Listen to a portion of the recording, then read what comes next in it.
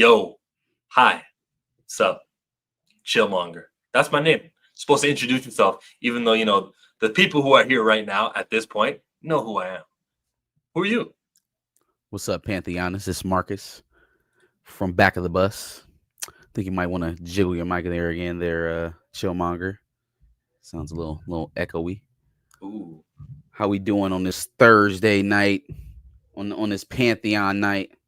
We just gonna call Thursdays Pantheon. That's what we're gonna do. I feel like there's been other shows flexing. There's been other shows out here acting like they own a day. We the only podcast that own a day. The only stream that owns a day. Chill doesn't like calling it a podcast. Because it's literally. If you don't like your streamers all up in the videos, dancing, come to Pantheon.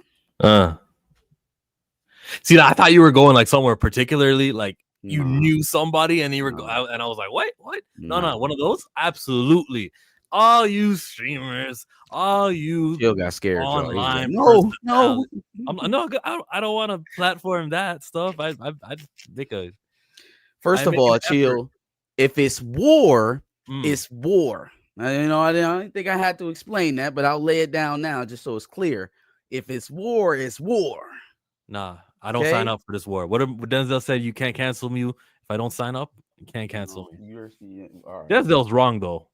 Like canceling means lots of things, open for interpretation. But if you mean, okay, your status or your reputation is so low that the people who hire you in the movie industry don't hire you anymore, that is cancellation. So don't say, oh, well, I don't even sign up.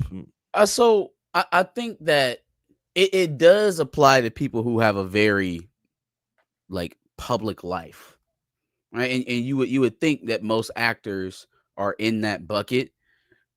I would count Denzel as part of the rare few that if we're not seeing him on the silver screen or doing promotion for his films, we usually don't see him at all.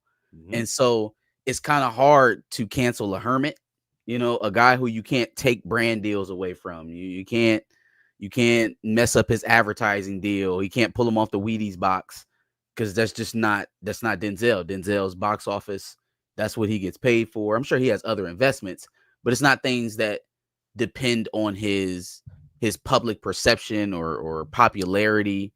It's just not the type of persona he's built up. So yeah, it's not the type of celebrity he is. So yeah, I don't personally like to call anybody uncancelable.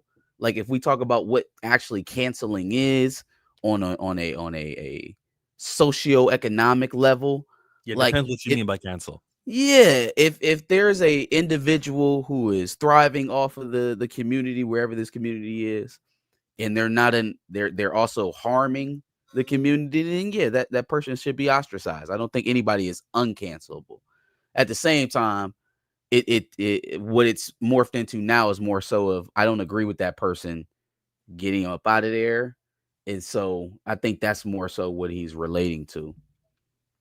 Well, if it's not I don't agree with you, if it's actually like a guy who did wrong, everyone knows it's wrong. We don't want you. Gal.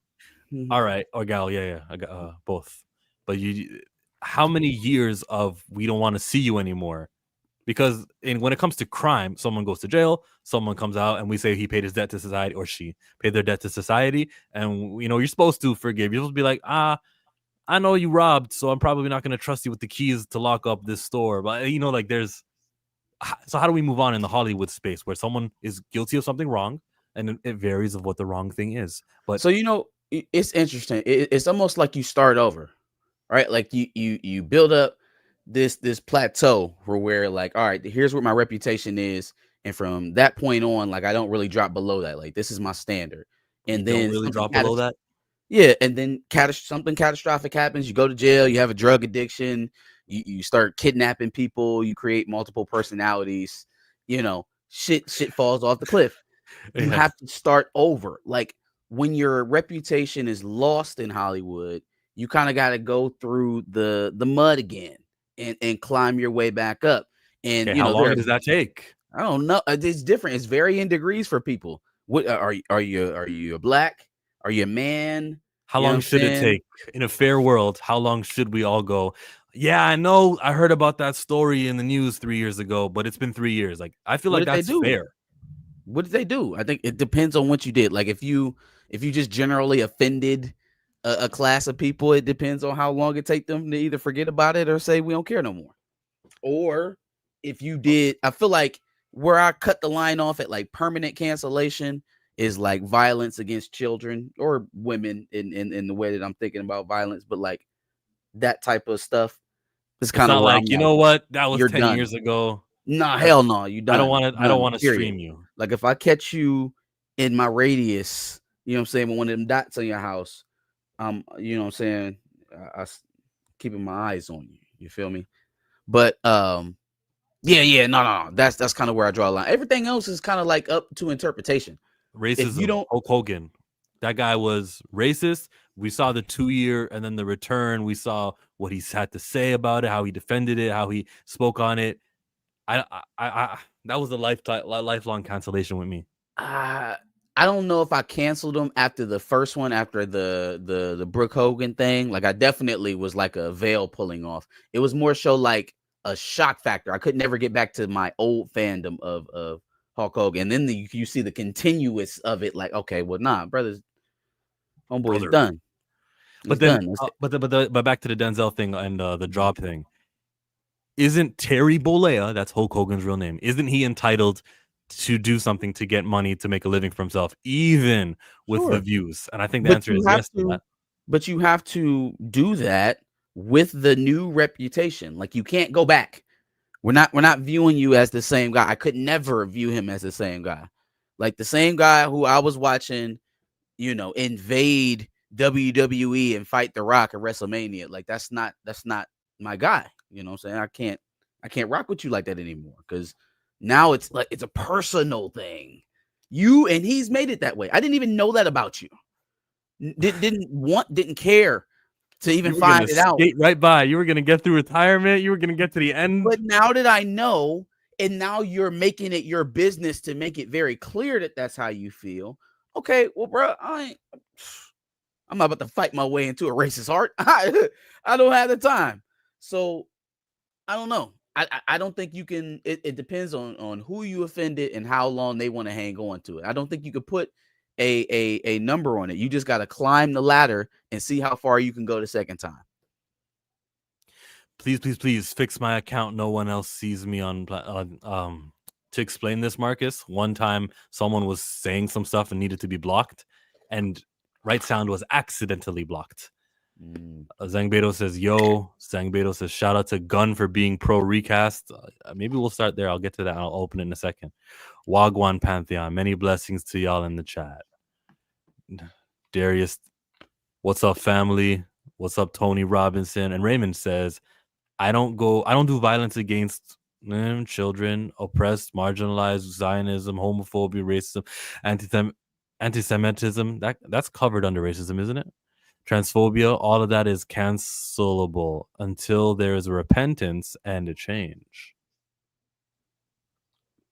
Yes. Minorly cancelable. So not a permanent cancellation. My issue with Chris Brown, while I like his music, he's here actually. He's doing like 3 days in a row performing. Everyone I know, not everyone, but people I know are visiting and attending. My issue with Chris Brown, while I like his music, he still can't keep his hands to himself. So it's Raymond, I'd be interested to hear who you like to listen to then and see if we maybe held some of those female artists to the same standard. Maybe. I don't know. Just a thought that'd be scrambling around here. I'll be talking to y'all. Don't mind me. Don't mind me. Don't mind me. But Chris Brown does have a history of violence. Like I mean, even we seen he had the issue with or reportedly, allegedly had the issue with Usher at a party a couple years ago or some shit like that. So and then he broke the bottle when Little Dicky was taking over his body. That was crazy. He was like, "I gotta get you," and then put in his own music video. people have issues, man, and it's one thing to be like, all right, I don't support that. I want to hold you accountable for your action. And then it's another thing, like you said, to be like, okay, I don't want him to earn a livelihood anymore. And so the fact that that's even on the table puts a little bit of extra jeopardy on it. Like, for me to be like, all right, you don't deserve to even be out here making money off the public anymore. It has to be something that is irreversible, like irreversible damage that you've caused a person, an individual.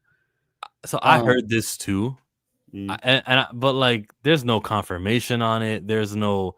This is just something like to make it digestible for Chris Brown's anger. I don't. I can't put myself in that. I mean, I could try. And what people do when they're angry, when they're young, what people do is forgivable when you're what you do with your anger. And he apologized for it, and he does say he's wrong for it. He's not, nah, that wasn't even. I only use my left, or whatever someone would say. He's been apologetic about it. I'm kind of over it. And there was a time I don't even like getting into the specifics of it, because people don't like dealing with the reality of what we actually know about the situation. It's just kind of like a thing that he's expected to pay a penance for, which he has, a couple times over. All this other stuff, fighting men in the club and abroad, while dumb and probably part of root of the same issues, I don't feel like is the same type of error that we were having earlier on in his career. Like, what I'm saying? Like, now it's like kind of like drunk frat boy shit. And I guess that's what you do when you got a bunch of money and very little responsibilities. Oh, he got a daughter. What am I talking about? He has a daughter.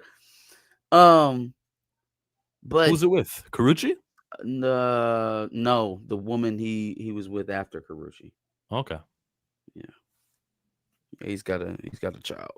But touring, he's a rock star. You do rock star shit. You know what I'm saying? Conor McGregor punched the old man in the face because he wouldn't take a glass of whiskey. I don't hear nobody talking about how Conor McGregor can't walk around in society. And I hate I really do hate that as an excuse, the whataboutism. I don't like that. But it's the truth. I mean, most of these people walk around living like they're bigger than us, and that they can just swing and punch their way out of situations if they're brave enough to do so. I wasn't world famous at 16. I can't relate to that.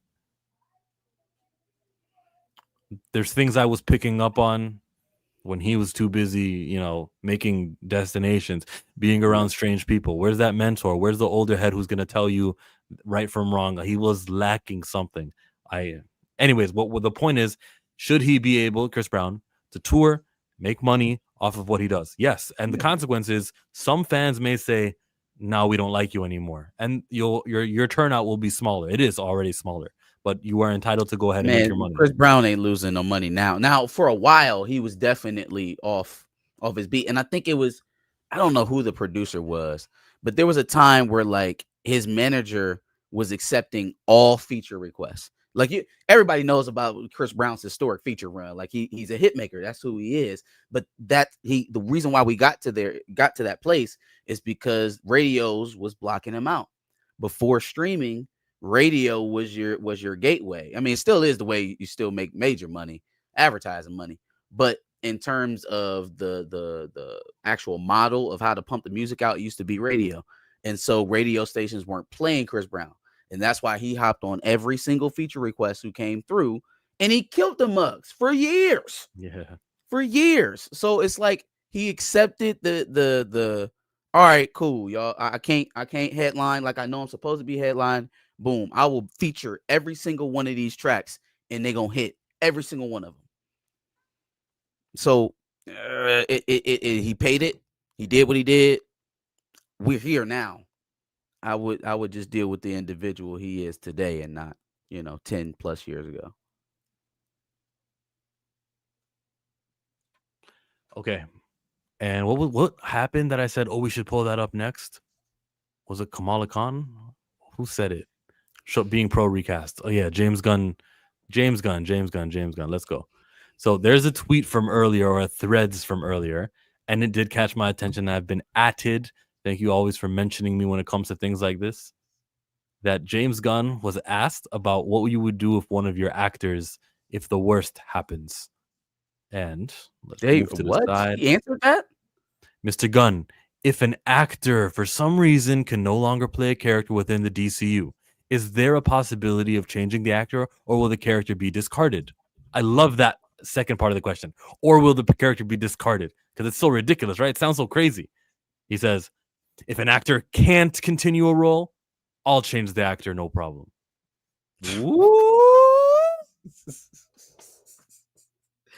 First of all, hey, listen, I give credit Good where credit is due. answer. Good With a clap answer. back. With a clap back. With a clap back. I will continue to say this is another sign of this man is online too much. Because how is he tied into this discourse, fam? How is he so tied in? He knows exactly how to answer this question. This man is a Twitter hibernator. He is on here way too much. But yes, awesome clapback. If an actor can't continue a role, he didn't say, if it's death. He didn't say, or if it's sickness, or if it's contracts. He said if he can't continue, I'll cast another actor. That's it. It is open to many reasons. Open to many excuses. Good job, James Gunn. Love it. Oh, man. You're still no Kevin Feige. Kevin Feige's got, 30 movies, and out of all 30 of them, a solid 25 of them are great. Well, but the problem with this is that it's James Gunn, and this could be a lie. That's the real issue of it. This could be a bold-faced ass lie.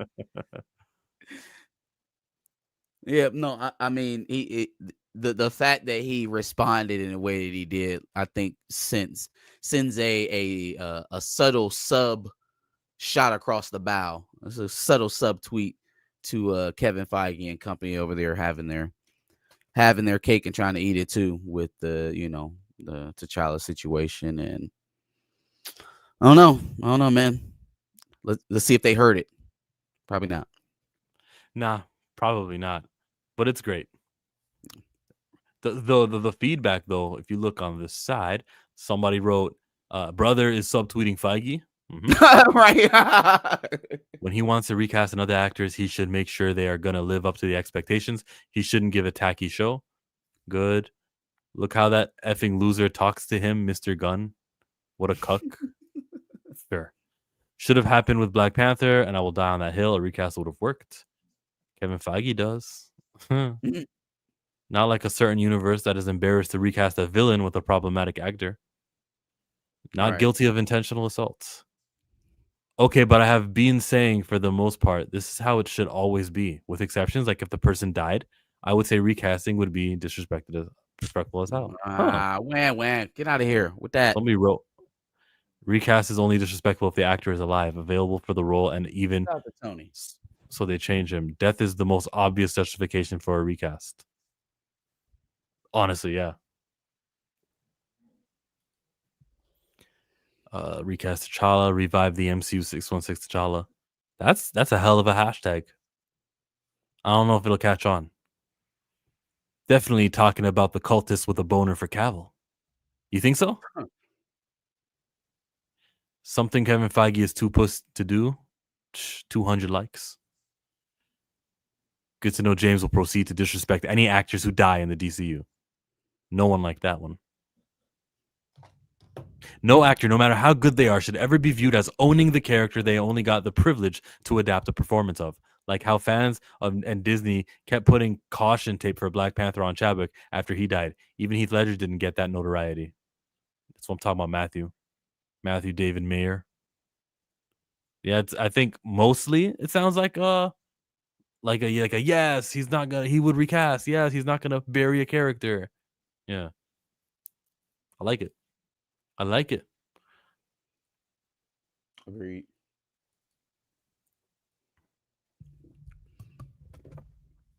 There goes some what's that? Some data to collect, just so we can view in real time. Most of the time we be doing that. Y'all be trying to show me, no, we'll take the kid. Oh, we only want the kid. Show me the kid. Nah. It's not always like that. Not everywhere. This is Kamala Khan. And the guy who wrote the tweet says, it baffles me that Marvel can retcon 50 years of X-Men lore to cement Kamala Khan into their mythos, but can't undo one more day. And yes, this is her at the mansion. She was there for Giant Size. And she is a mutant. I'm a mutant. They are going to make Kamala Khan in the new movie for the the X-Men. It's gonna center around her. I guess we love the actress, so do I. I don't like move that way. I don't like what they're doing. The plan to make Kamala Khan the focal X-Men, like she's Cyclops or like Beast. We are I fans of wonder the if she old stuff. likes it. I wonder Ooh. if she cares for what they planning to do with her, because she's a comic book head. Like Mhm. she knows her shit. So I wonder if she likes the way that they're shoehorning in Kamala Khan to be a goddamn X-Men, and not just any X-Men, like you said, the X-Men. Like, I hate leaks. I don't really be trying to deep to dive into them, but I did hear the proposed premise of the X-Men saga, and it's just like these folks either don't want to get out of their way, or they're determined to either live or die doing it their way. Right? Like they either just can't seem to get to the right decision, like they change so often that they're just not landing on the right one, or they're just saying, fuck it, I'm gonna live and die by the sword, and I'm gonna do my thing until the wheels fall off. Because who in the Al Gore's internet told you to retcon Kamala Khan, a marginal character at best, a marginal character at her most elite status, to lead, not just be part of the team, not just be an addition to, but lead, to be the bridge between another universe's X-Men and the 616 mutants, to be a linchpin to the entire fucking saga. Kamala Khan, where's the room? Where's the room for Storm? Where's the room for Jean? Where's the room for Scott? We got the human, light bright linchpin here. She's the most important mutant in all of ever. So, to the hell, we need a Magneto, or hell, what do we need a Quentin Quire for? What do we need a Legion for? What do we need those guys for? We got Kamala Khan, baby. Light power, or what was the shit called? Hard light. Hard light. We got hard light. We I'm don't gonna need no, clip we you, don't need no but not. Franklin Richards. You keep that Franklin Richards over there. I got hard light. I'm gonna clip you, and I'm gonna exit the word light. It's gonna be funny. Got hard light. You need no Omega mutants. I am the Omega mutant.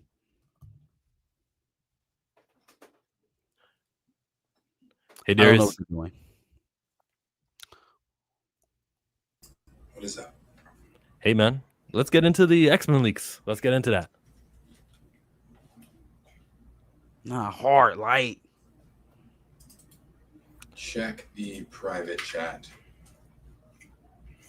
Okali dokali. Everything about my light hard. You mean like it struggles to shoot out? It's hard? Difficult? Nah. It's just solid light. That's that solid. Is it like big, round?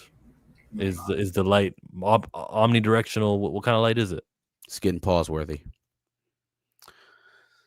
I don't know, man. Like, I get maybe not wanting to do the traditional route that we just watched for the last 20 years. I was just stalling. I was pulling this up. You don't gotta explain. I know. That's why I'm talking. All right, I got it. But why so obscure? Why all the way to a Disney Plus show that wasn't all that popular? No disrespect to Imani Valon. I think she could be.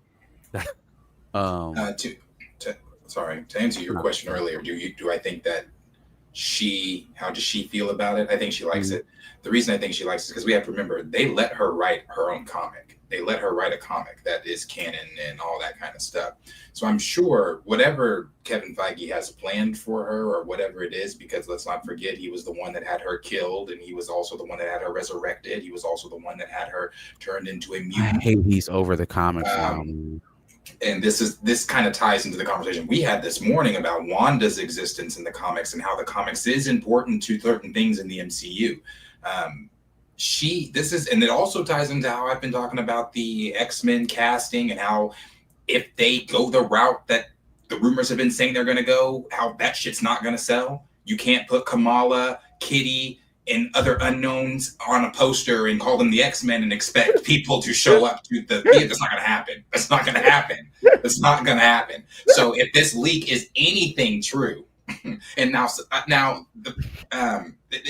been debunked by some scoopers and things like that, but I bet you there are elements of this that are true, because I mean it revolves around Kamala, and I'm telling you, if they really go that route, God, it's the ship's not sinking; it's sunk. So, but in defense of Milani, she didn't write those comic books where she becomes a mutant, so I don't know if she's in support of it. She may not. She didn't. You're right. She didn't write those where she becomes a mutant. However, she typically voices her opinions on things. She typically and is not shy. They probably got her all tightened up on all that since she went out and got on Kevin Feige's ass about it not being a 616. I believe she probably had a stern talking to, like, if you want to continue, I think you better close those brown lips of yours or something or the other. He loves her, so I'm sure he does. I'm sure he keeps her nice and close. It's very pretentious to me that for a guy who doesn't want comic book ideas, he doesn't want comic book people in the writer's room or in the director's seat. Don't be too comic booky. And it seems like that attitude and that culture has permeated downward to, some of his trees, some of his underlings. Now you'll go and you'll divvy in that pool. You'll play with it when you need to try to get our attention, right? To try to legitimize something to us. You don't care about it enough to actually pay attention to it or run by it when you're creating your product. But you'll come down here and try to like do some faux marketing jujitsu and be like, no, this is comic book accurate. This is canon right here, baby. Yeah. This is that grade A Marvel. You gotta get on your shit. You gotta read your books. They got you there. Yeah, I got you. You heard of retcons. This was a Conret. This is crazy. Like, and it's not clever. It's not something that they've been building on for a long time. This shit has probably been in the comic book pipeline for what, maybe a year. So like, it's just as planned out as Doomsday. And now your haphazard bullshit is bleeding backwards into the comics. This is not how this shit is supposed to work. They're supposed to feed stories to you, not the other way around. Not at all. We don't need your comic book brain. Not needed. Like, so now that I know what his ultimate plan is, at least where we're at right now with comic books, since they insulated the comics into Marvel Entertainment, which Kevin Feige is ahead of. Is he responsible ultimately for the death of Hickman's X-Men? The death of the Krakoa age mutants? That is him, is it not? I thought that's what... Is that Kevin who I'm pretty sure that's where everybody pointed their finger. Last time we were talking about this, y'all told me it was the X office. Y'all said that they mobbed together and they decided to vote out and they wanted to do the life and times of Krakoa bullshit. Hickman said that. Okay. Well, did they get that downward message from the guy in the black cap? I thought that's where everybody was pointing their finger.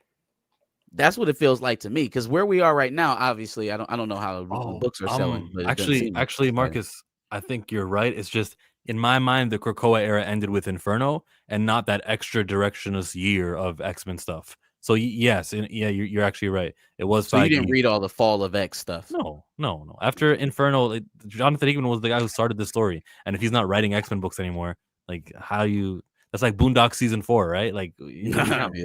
It's like X-Men 97 season 2. It kind of doesn't count. But yeah, man, he's reverse engineered this shit to where now his narrative is even feeding back into the books, which we don't need that. We didn't need that. That's one more thing that you're just erroneously adding on your plate. You talking about you overextended. Leave them books alone. Leave the books alone. Leave them alone. You're not using them anyways. So I really just think that is just an attempt to try and signal to real fans of the IP that, hey, no, this is legitimate. Like, this is a real push. This is something. Mhm. This is something that we're really trying to do here. Well, Jean Grey's book only went 10 issues. Storm past 15. So well, I Shout out hope to we see that. I hope we see that represented. Probably not. Then the comics won't matter then. Is Storm pregnant in Ultimate Black Panther? I'm delayed. I haven't read the last 3. Gotcha. I think I saw something about her being pregnant. An accurate and detailed story outline for Jake Schreier's X-Men movie is reportedly circulating online, confirming some potential online theories. All right. That is some tiny fonts. Is this better?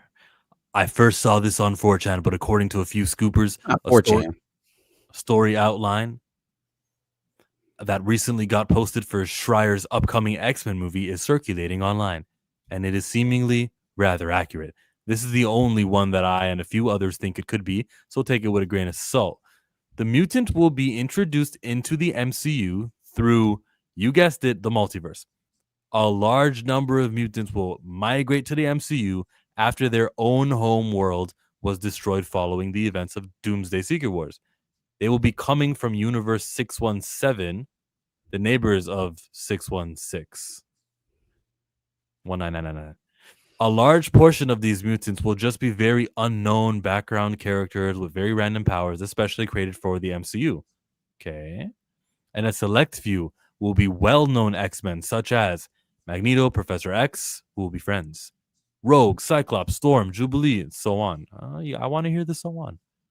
While some fan favorites, such as Wolverine, won't be around at this point in time.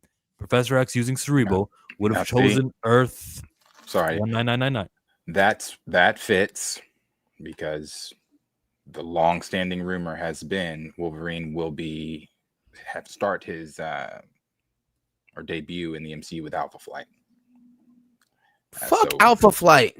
Just give me a solo Wolverine show. Oh no, fucking Alpha. He find a way to give you everything that you are not asking for.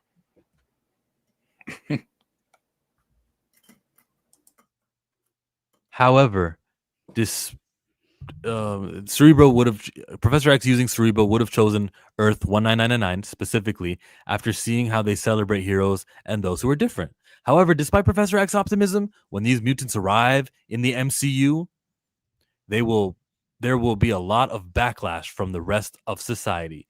People in governments will begin to argue that they don't belong here and there are too many people with powers. Okay, hold on.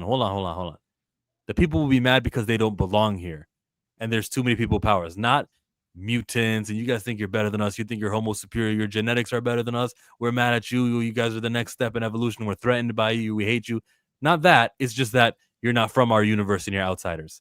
That's a different motivation. You feel me?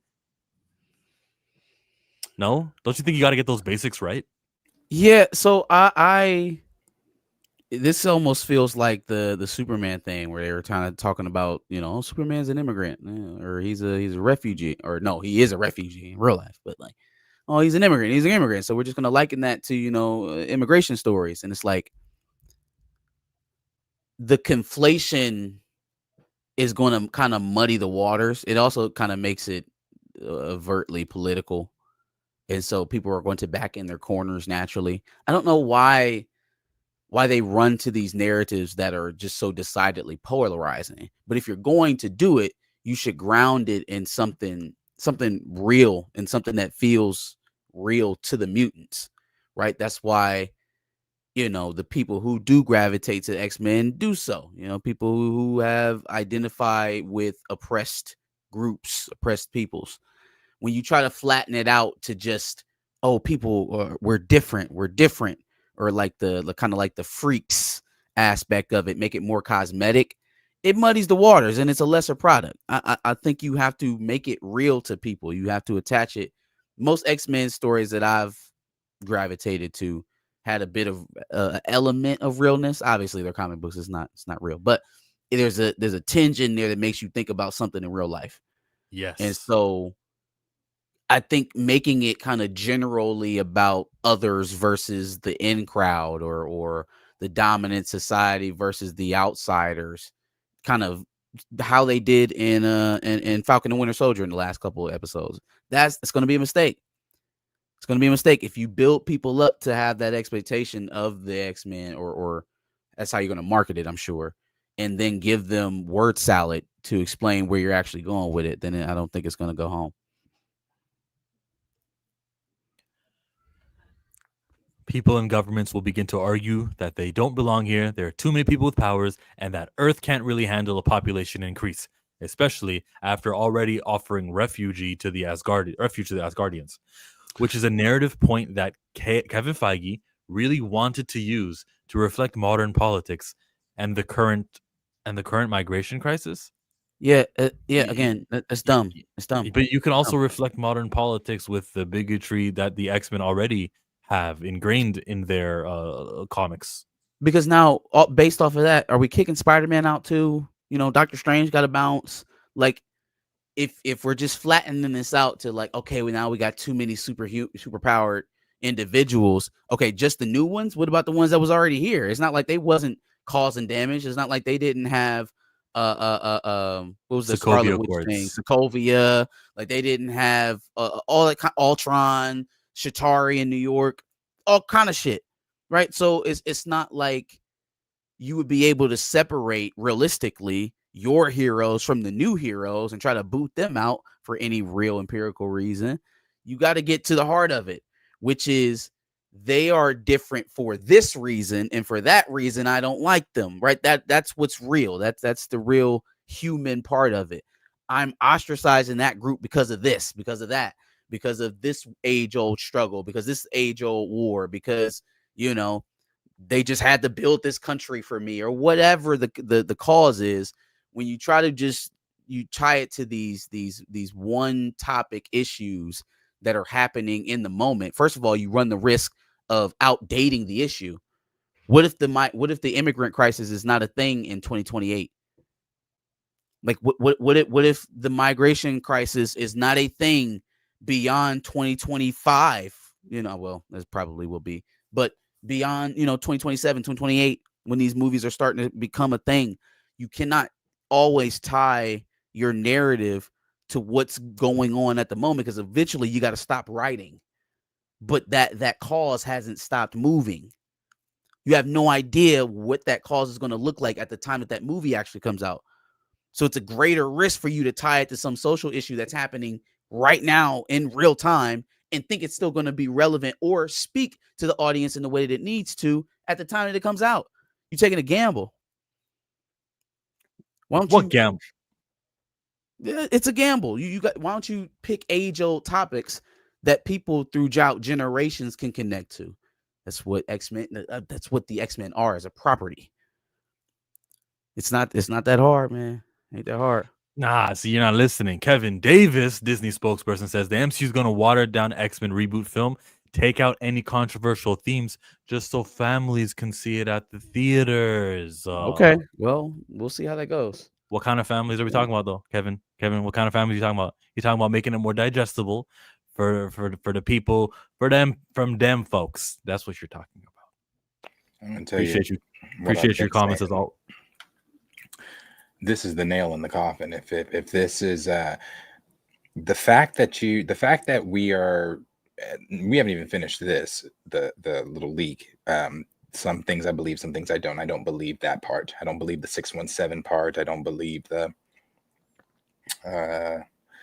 too many people here part. I don't believe that. If that's real, then oof, but I don't believe. Damn, so Thanos was right, huh? So we like, bam, we got snapped back. The mutants came and we were like, damn, where Thanos at? Hold on, we need him back. Yeah, basically. But this, like I've been saying, the fact that they are talking for or casting for Kitty, it's not a bad issue that you're casting for Kitty, but you're wanting to make her one of the main characters. You're wanting to make Kamala Khan one of the main characters. Who was some of the other lesser ones they were talking about? Kitty? I named her. Somebody else though. Can't remember. There were some other ones, but Wanda Kid's gonna be X-Men too. I don't know. But my thing is, you're with your poster. That's my thing. Your advertisement. X-Men. I mean, a lot of people have been holding on that have stopped watching, but are still like, okay, but I'm gonna come back for the X-Men. I want to see what they're doing with the X-Men. Some people that are still even somewhat Dazzler? watching are holding on to for the X-Men. I like Magic, but Magic can't be there without Colossus, right? Thank Colossus you. has to Yes, come John. before See, it is Dazzler and Jubilee. Is Dazzler and Jubilee are the other. So when you're leading Jubilee. with names like Dazzler, Jubilee, Kitty, Ms. Marvel, and you place that on a poster after Secret Wars, it's like upcoming the X-Men. And people are, again, casuals here that were asking me, who are the Thunderbolts? Are they important? Do we need to watch this?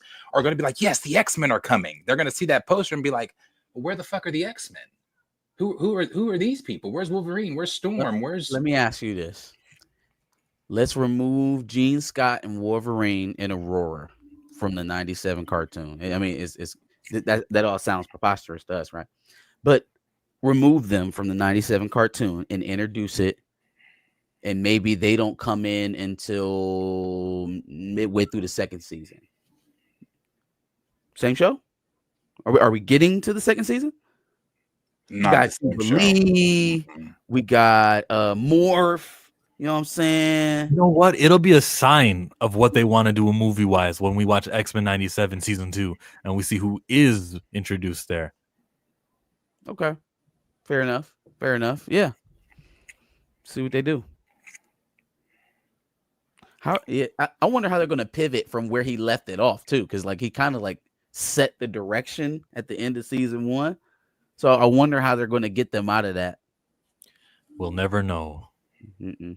Well, we will. We're going to see it. However, despite we'll know what they do, but we'll never know what he wanted unless he spills. Yeah. This is something that will even somewhat divide established MCU characters, but one character who will be on the side of the mutants and be at the center of this film will be Ms. Marvel. In this film, she will make herself known to the mutants and become an ally, having been able to relate to them with the fact that her parents migrated to the U.S. in search for a better life, which as a result of her and her family have received discrimination. Now. Oh my God. Okay. So let's pretend that immigrating to the United States is the same thing as an incursion bringing you to a whole new reality. Let's pretend for a second that those two things are the same thing. And so the discrimination and the racism that Kamala Khan experienced when she moved into her home in the nice New Jersey suburb that she still lives in, right? That's the same thing as people trying to kick you out of a reality that to nothing, essentially. Those two things are the same. The mean looks while she walks home is the same thing as, hey, y'all got to get off our planet. Why do we do this? Why are we doing this? Because someone who doesn't understand discrimination is penning the script. That's why. Jesus Christ. Yeah, they're gonna try to turn it. They're gonna try to turn sword into ice. They're gonna go out there and they're gonna round up all the superpower people that came from a different universe. They're gonna have them in cages. No badge number. Real sad. Now, man, this is what he's trying to do, right? Like they're gonna get separated from their families. We're gonna have a whole arc where we got to reunite the families. Like he's trying to take American political issues and paint with a broad brush over the X-Men narratives. And I think he's gonna tank it. I think he's gonna tank it if this is where we're going.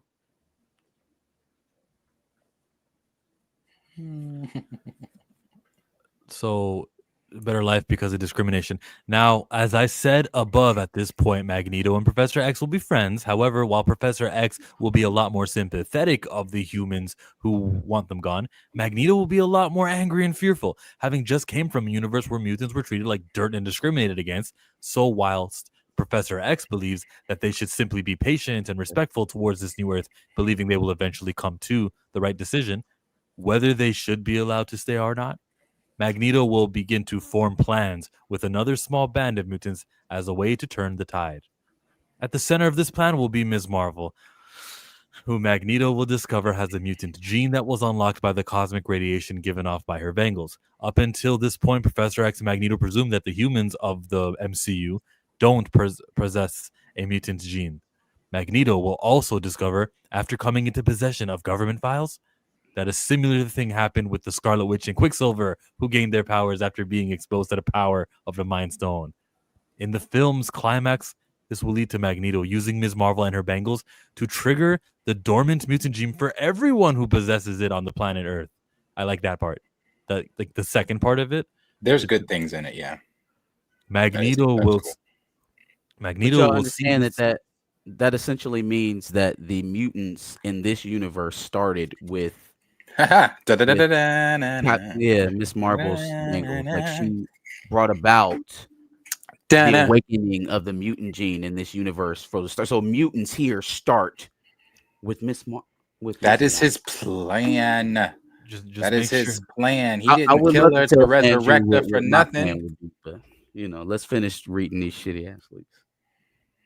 Magneto will see this as a way of uniting the refugees of Earth 617 and the inhabitants of the main universe. This will also later lead to the introduction of variants of certain mutants, such as Wolverine. Huh? Like a X-23, basically? Like a Dakin? I don't fucking know. Honey Badger? In the backdrop of this, Professor X and his team of mutants will be wishing to prove their value to the MCU by completing missions, offering knowledge, and even helping certain Avengers, such as Sam Wilson Falcon, on their own missions. Actually, I should read this. Sam Wilson's Captain America. That would mean that what Steve does and his return and everything, they don't undo Sam Wilson's cap. That's crazy. I was just going to say that. This is post-Secret Wars, right? So we still talking about Sam Wilson? Like Anthony Mackie? Like, let me tongue her down, pull her tonsils out in the middle of the street, Anthony Mackie? He's still going to be here doing missions. He might be in this, but let's not forget, Feige did tell Variety he is looking to recast in the next saga Iron Man and Captain America, which is so crazy. Like he gonna, first of all, you put me in the position. Like we this is a long-standing plan that was going on here. If anybody made the mistake, it's you. But then you gonna throw me under the bus as if I was the direct problem, right? No wonder Anthony Mackie out there kissing white women in the middle of the street. He's distraught over his studio head turning him into mincemeat for the trades.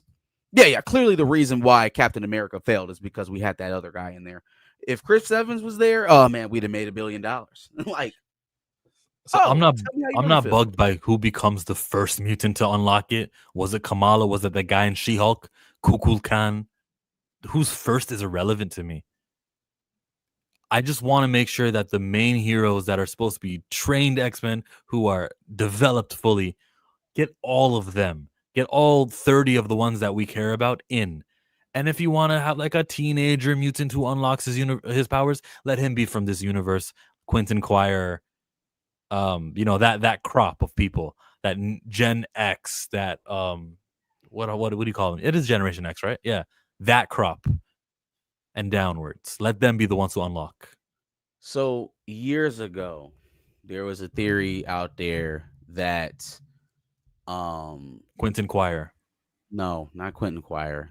Professor X, somehow maybe boosted by Jean in the Phoenix Force, brain blasted. Oh, and probably Cerebro, right? Brain blasted the world, made him forget about mutants around the same time that Thanos was popping out, right? I would tweak it a little bit. We involved that, but they got up and they bounced to what's the Celestial out in the Antarctica? Who cares? Whatever that his name is. Yeah, Hiroshima, right? They're inside of Hiroshima. They're living inside of him. They've created a mutant city inside of Hiroshima, and they're living there, and they're protected with all the psychic mutants. Oh, that's Tiamat. Hiroshima is well alive. So I would do that. Like, don't just scrap the idea that there are mutants here. There should be mutants here. That mutants have existed for millions of years, just like humans, or thousands of years, just like humans. So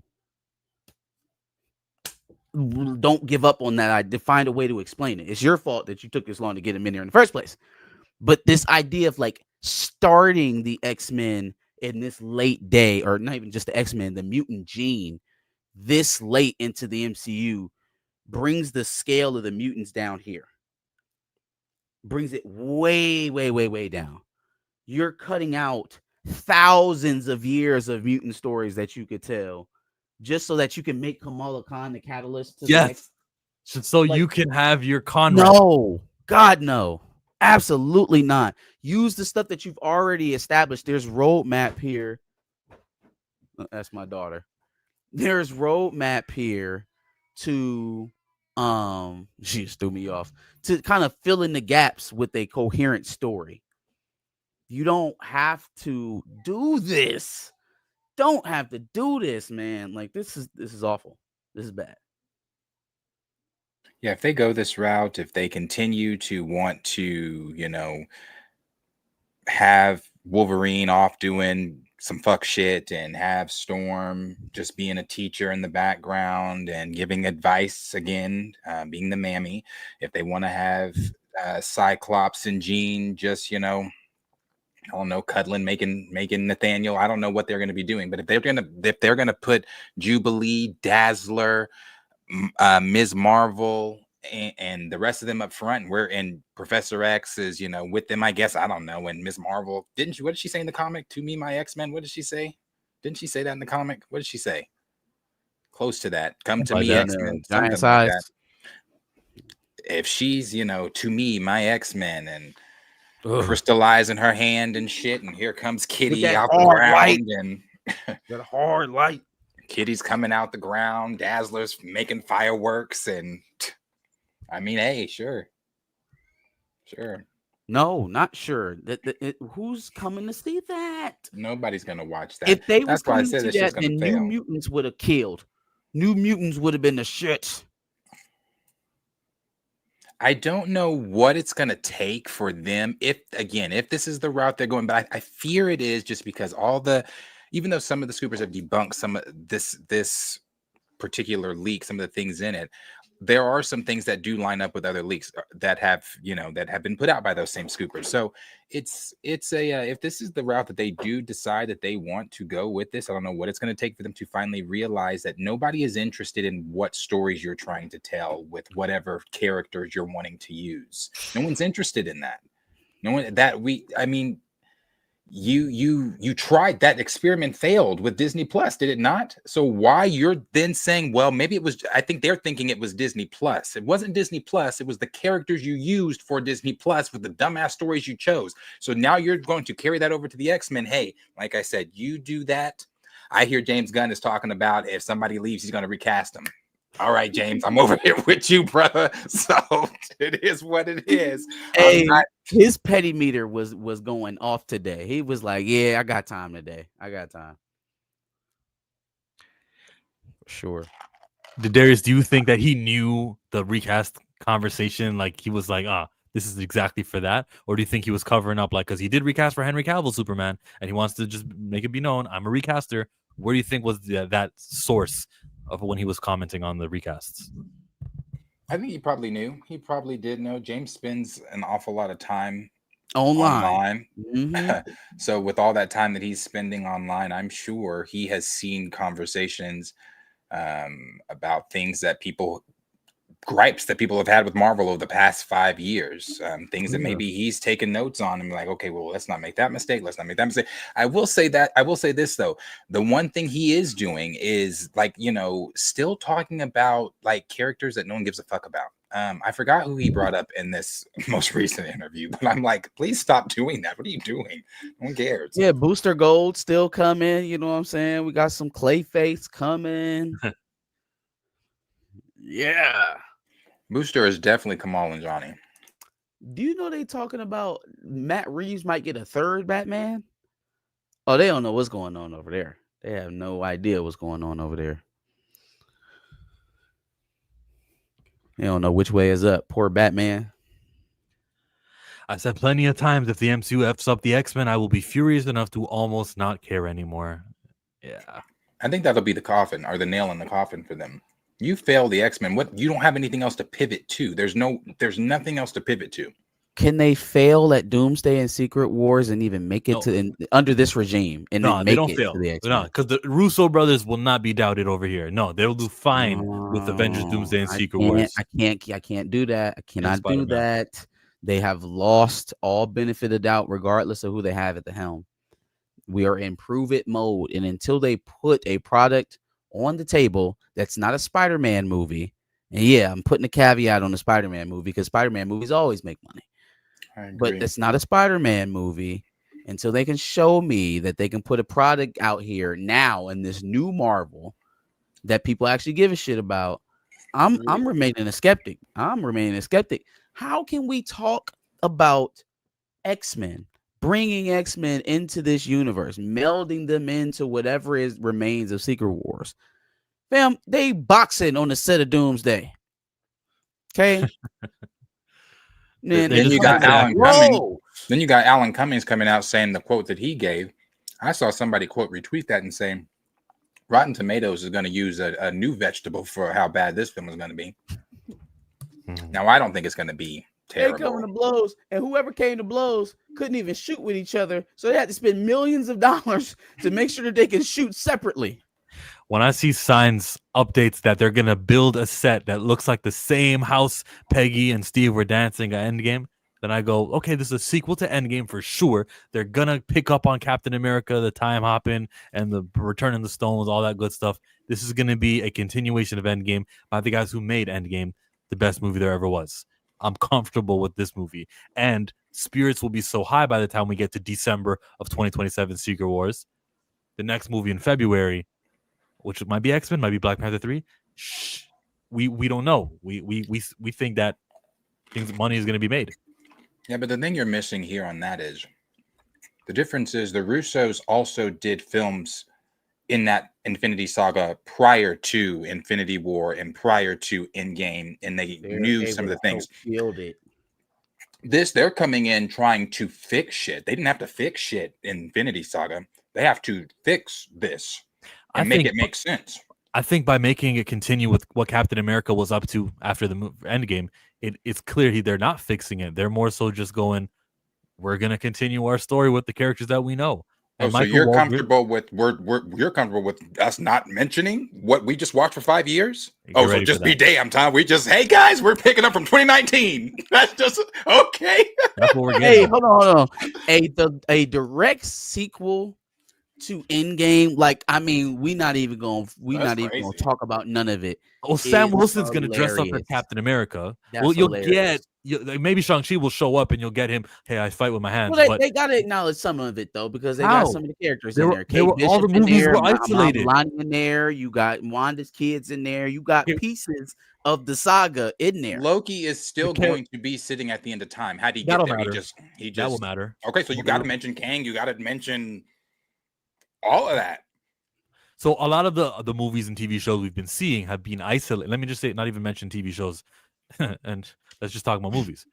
They've been Quantumania. He's all in the quantum realm. The whole movie. Really, nothing needs to be built on, or nothing needs to be continued there. Think of something else. Oh no, the Council of Kangs. Guardians. I was about to say the Council is still out there. He's not the only variant. They won't mention it. I think that's so stupid. I agree. Sylvie just gonna sit put while all this shit going on. She a reality hopper. She not gonna pop in. I mean, there are a lot of loose threads, to go into this movie. They would do better either just ignoring it all and just go straight up sequel to Endgame. Yeah, that's insane. But you got too many pieces. Oh, Monica in Captain Marvel 2. She was in another universe. That will be referenced. That will matter for the movie there. It's insane. That's why I said they got too many moving pieces for me to just be like, oh, yeah, and the Russos we trust. It's too many holes in the boat right now. Even when Marvel first heard the story, they didn't even say Joe and, bring them back. They was like, no. It wasn't until they got desperate that they said, hey, you still got that story? All right, come on. And what's the story? Well, Dr. Doom looks like Tony Stark. That's the story. It's a sequel. It's an Endgame sequel. Oh my God, man! We'll see if they're able to pull it out their ass, man. But We'll see. it's certainly not looking good. Like Okay, superhero movies that the audience is like aren't tearing down the box office these days. So it's just like, how far can they really push this thing? but that's where they think they'll be by the time X-Men is in the movie theaters for May of 2028, where people will give them a shot. It's lofty. 4 2028 movies. I think 2 of them might be good. 2 of them might not be good. I don't know, man. It feels irresponsible for me to even plan that far ahead. If I'm in Marvel Studios, if I'm in Disney spot, it feels irresponsible to plan that far ahead right now. Like, let me see what this thing looks like over the next 2 years before I greenlight something for the next decade to come. Yeah, it's so the 4 movies in 2028 is a perplexing choice when the issue is, oh, there's so much quantity, it's so hard, everything's taken. Like 4 movies. December is when Secret Wars happens. 3 months later, it's February. Maybe that's only 2. February, and you're doing another movie. And then it's May, and then it's July, and then it's November. Relax. You know, and like so I'm confused. What ship are you on? Or did you have a talk with the captain that I'm not aware of? Because the ship's got cracks, buddy. You say he acting like the people on the Titanic who still eating shrimp cocktails. Yeah, like what? They listening to the violins. Like somebody gonna save us. Surely someone will save us. So I'm riding the ship in 2027 for Secret Wars, but I'm at the point of the ship, where the escape vessels are. That's where I am because I know it's about to sink right after that. I don't have high hopes for them. Zinsan, not only Skrull Rhodey. What about the 4 million Skrulls that are still on Earth? Impersonating world leaders. Yeah, impersonating world leaders. Like we're gonna be racist to all the mutants coming over. But them Skrulls that's over here shape-shifting in our society, we have no idea where they at. Yeah, no, they good. They good. Don't even worry about that. Don't ask about it. And this is kind of funny, and you don't know you did it, but when you went loud and everything, the microphone readjusted so that everything you said afterwards, it was just like really, really hard to hear you. And then it was like, okay, it's too low, and it readjusted, and it got you back to a medium speed. If you watch it back, it's interesting. StreamYard, AI technology. Gotcha. Which heroes will die in Secret Wars? Look at the contract. They said someone important. Oh, they gave a trailer for Blue Samurai. For Blue Eye Samurai? Yes, they did. I'm gonna have to watch that. I would say a lot of the old guard, probably. Maybe Steve dies this time. Peggy Bella. Yeah, I mean, yeah. Maria Hill could die in this one. Maria Hill's already dead. Yeah, I don't want to acknowledge that.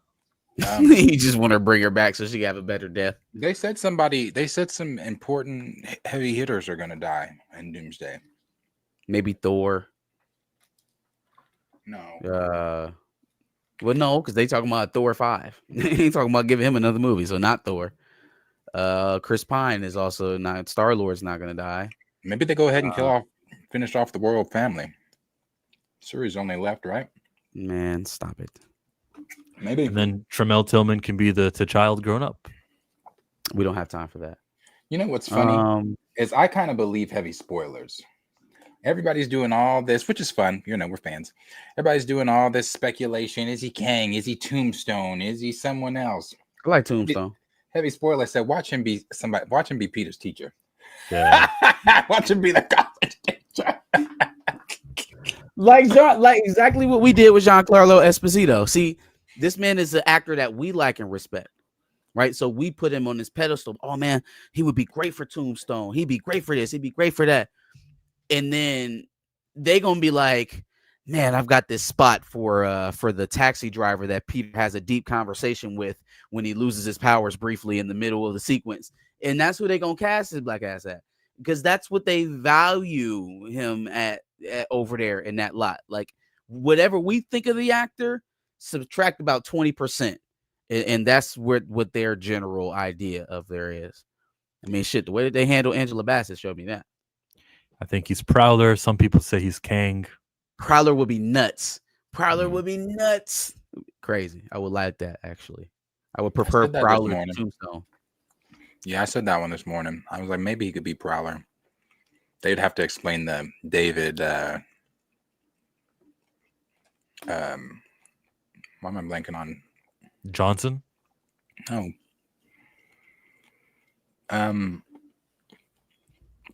Uncle Childish Aaron? Gambino. Oh, yeah. Oh, yeah. He was in there. Hey, Yeah, Noel Copy Club. Gonzalez. Peacemaker season 2 is really good. Thank you for that. Cool. And then Cal says Hypno Hustler. Rogue says that it's Bishop. That's true because they wasted Lawrence Fishburne, Bill Foster. Bishop and Spider-Man. Unlikely. That would call a lot of this scoop into question because ain't no way you bringing in Bishop into a Spider-Man movie just to turn around and give us Kitty Pryde and Jubilee.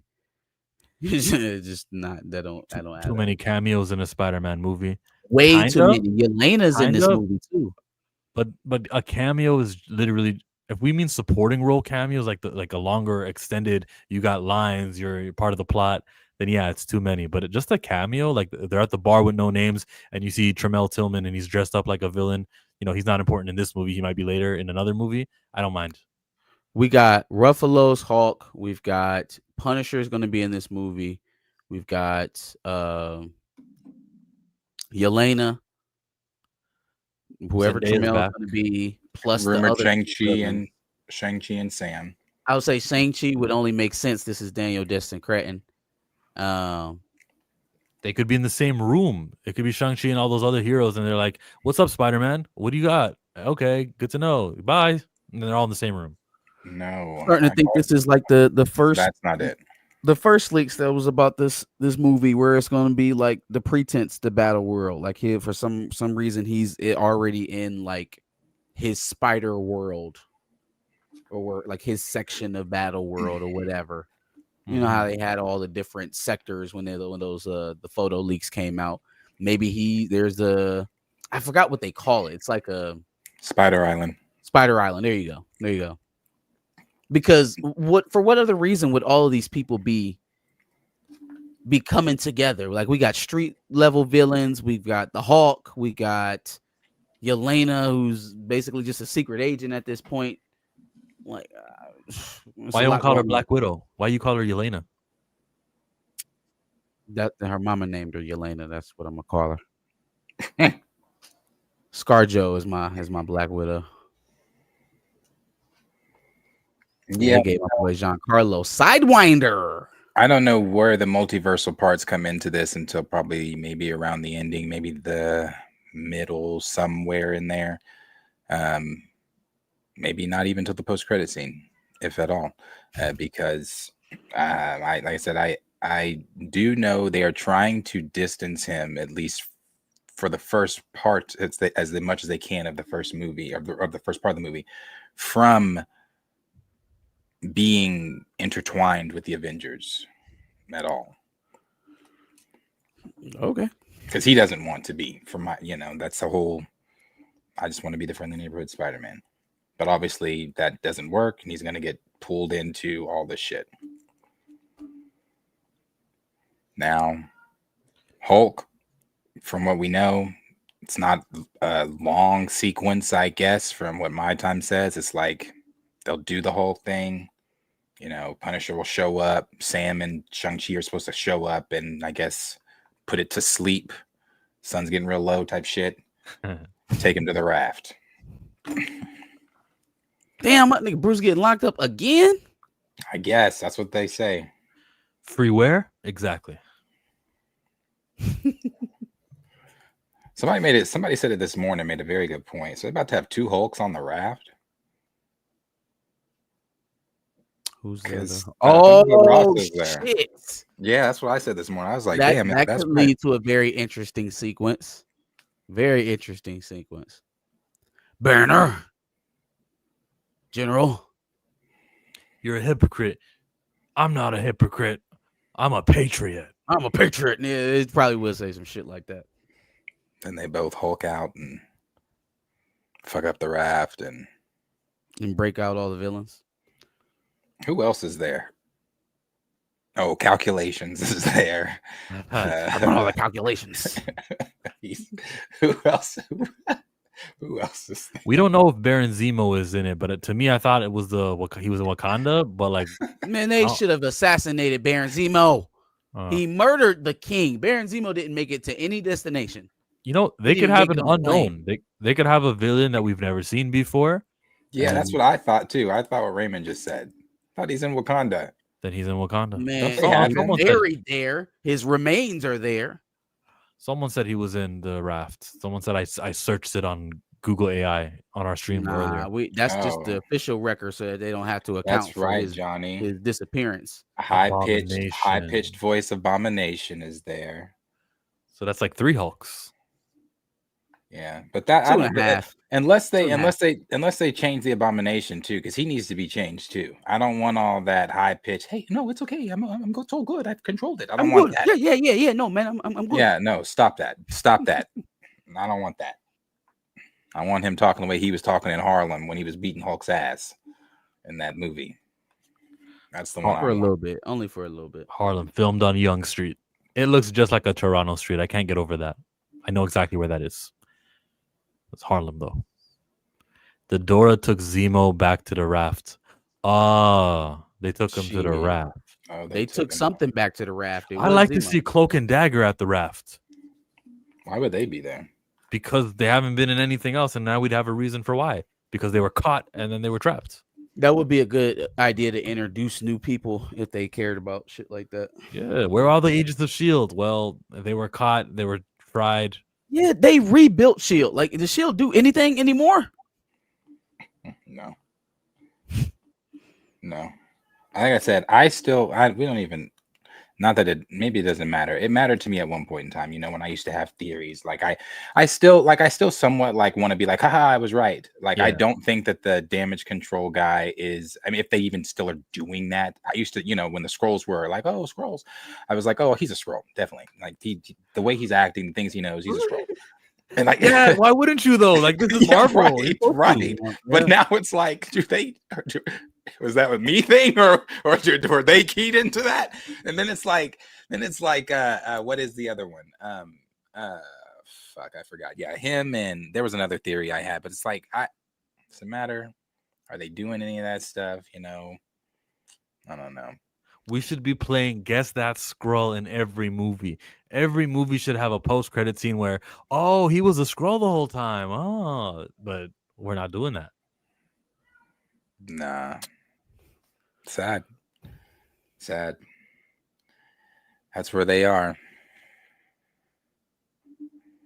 And I don't even know, like, I mean, when's the second half of the chair supposed to be getting announced? What they say? The 27th. More chairs? Yeah, you remember this was a 60+ ensemble film, and we only got 30. So they're supposed to be giving that announcement. So whoever these next characters are that they're going to announce, which a lot of us have kind of speculated which ones it could be.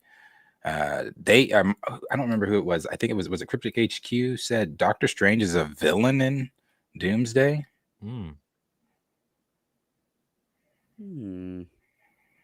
They said, but Alex also said don't trust Clea in Doomsday. He's with her. I wonder what route they're doing with that. Where are they going? I mean, I'm assuming at the end of Multiverse of Madness, he's gone down some type of not righteous path. I mean, he still had the third eye. He whipped that fucking cape out like, all right, I just met you, but let's go fuck some shit up. So I'm assuming, like his wife. Yeah, I mean, they do at one point in time they do become husband and wife. Maybe so. I don't know how long they've been on this little journey that they've been on. So maybe they fall in love. I'm assuming they do fall in love. There were some rumors early on that had her with the Black Priest. I don't know if they're still doing that route either. So I don't know. Interesting though. Interesting. I'm telling you what. I am so ready for whatever little sizzle reel, whatever little 30-second trailer they give us. I just It's want to gonna be see. a Robert Downey Jr. smacking the shit out of whoever God. questioned his salary. Oh, I He's thought like, you man, but and y'all paying this month $50 million. You quit pocket watching me, son. And that's see, how that's went what I down. said it was. I That's how it happened. said Pedro Pascal. A report came out this past week that said Pedro Pascal has done 9 movies this year so far, and I think he made like 30-40 million. Robert Downey Jr. is getting 190 million for 2. Okay, This overpaid son of a. Robert Downey smacked him and said, "You don't watch my pockets, son. Don't watch my pockets." And the melee ensued. Yeah, but they are definitely going to have his voice all over that damn teaser trailer. You know what? I haven't seen this name be mentioned at all, in any of the rumor castings or what the arcs are going to be and who's going to be featured. And I feel like he's one of those like heart of the team type characters. I feel like that's what's missing. Are you talking about for the reboot? Yeah. Maybe that's what they're trying to make Kamala Khan. Oh like God, they're trying to force it down her throat. Like she's the feel good character. She's the one that keeps the team together. Morally. She's not. It seems like they're missing that as of late in terms of who they've been talking about. Yeah, no, they haven't said anything about a Nightcrawler showing up. I mean, in the Fox X-Men universe, they put him with the younger, when they made everybody younger, put him with the group. So, and well, in the 90s, it was Morph until they got Nightcrawler. Nightcrawler kind of filled up that spot. On the X-Men Evolution, it was Storm's nephew, Spike.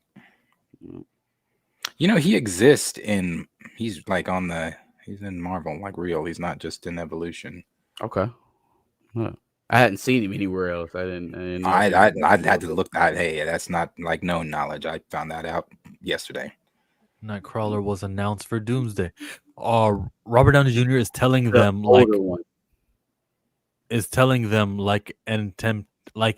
and temptation, they ain't come and see you, come see me. Secret Wars ain't nothing without our DJ Doom thing. Ain't nothing, come see you. What he's saying is RDJ is talking to them like they did in the Temptations. Ain't nobody come to see you, Otis. He was saying something. He was gonna say something. Hold on. Ain't nobody come to see you, Otis. MCU slate and D23 showcase predictions. Yeah, what would they do in D23? That's a week from now. What would they say? It is, isn't it? A week and 3 days. It's gonna be a Saturday big extravaganza. What should they say there? I don't know. X-Men. I don't know. What do you talk about at D23 if you're Marvel? We've recasted T'Challa, but like that's me being hopeful.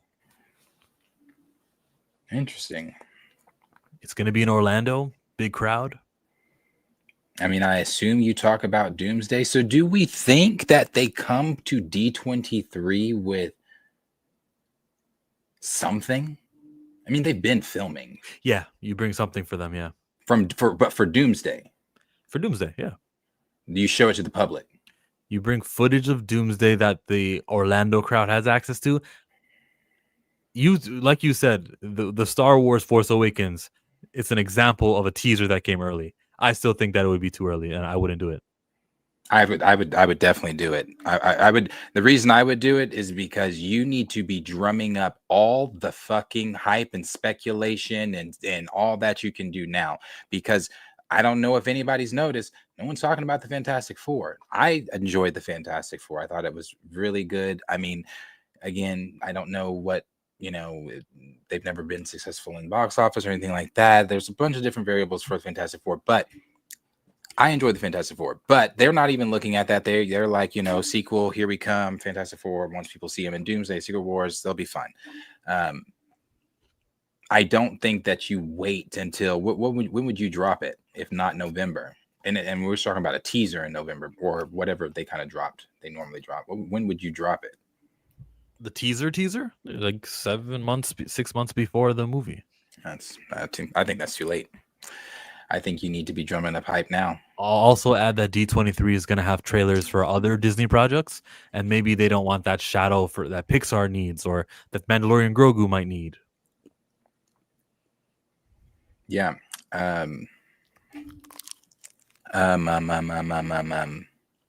Question is, though, do they show whatever they show? If they do bring something from Doomsday to D23 to show the audience, do they show that to the public? Again, I would. You need to be drumming up Probably hype. should. Yeah. You need to be drumming up hype, and because you need to get people talking.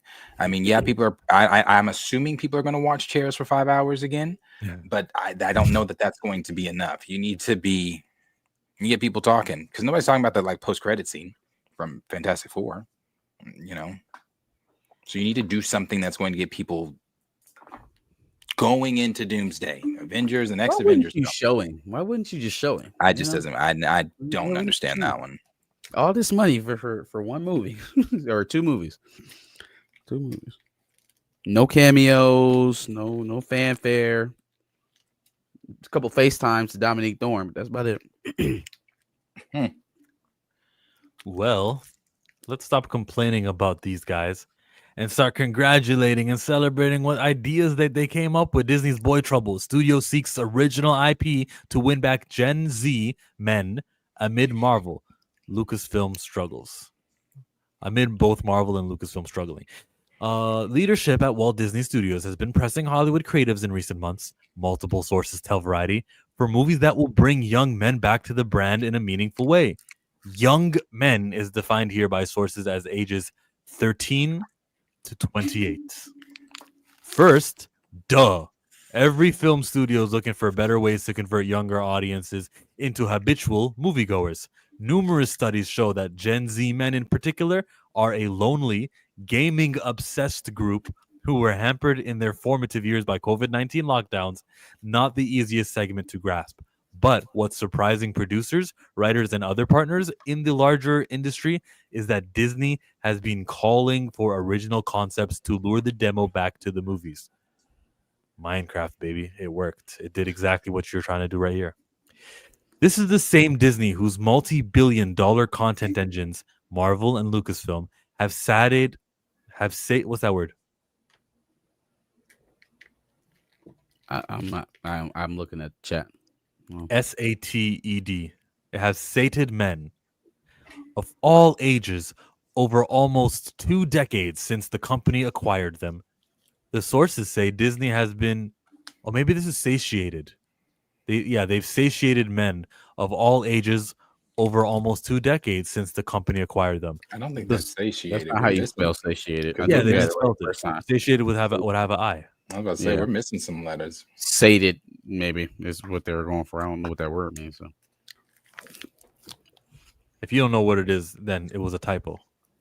Satiated men all over of all ages.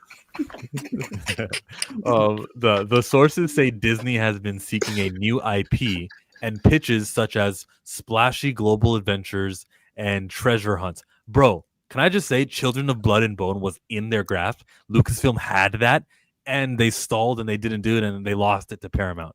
But that book was going to be adapted, and it was going to be under Disney's IP. New IP and pitches such as splashy global adventures and treasure hunts, as well as seasonal fare like films for the Halloween corridor. Okay, not bad. Someone's chewing on camera, on mic. The calls come as the Star Wars machine struggles to produce any film project, and the superhero genre sheds audiences by the minute.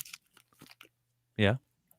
While two insiders say the mandate to recruit young males goes as high as the C-suite, the task primarily has fallen on David Greenbaum, the former Searchlight Pictures co-head brought on in 2024 to run Disney's live-action film business. That label has been sorely lacking in guy-leaning fare, like the Pirates of the Caribbean franchise for nearly 10 years. Studio insiders say that property is in active development, though not in its last reported iteration involving Margot Robbie. That's a new story like that they put in brackets, right? The Margot Robbie Pirates is not in active development. Good. Pirate, like, what's his name? Jack Sparrow will be the one. To say nothing of this lackluster attempt to reboot and hand off Indiana Jones in 2023, which earned $383 million worldwide on a $300 million budget before marketing. A Disney source says that movies for Gen Z men are part of an overall strategy across all labels, but no more urgent than any other quadrants. But that's actually good to me because it does feel like those young men were being neglected. So just saying that we're going to treat them equally as every other quadrant is an improvement. We went over it in the morning report of all the female-led TV shows that Marvel's been doing. Same could go for Lucasfilm. So Greenbaum, the guy who was in Searchlight, and now he's in charge of this, spearheading this, Greenbaum recently hired Daria Kurkek, the savvy former Paramount Pictures co-chief, to assist in this effort. How are you going to get a woman to do a man's job? Isn't that like... No. Hey, like, I was thinking it.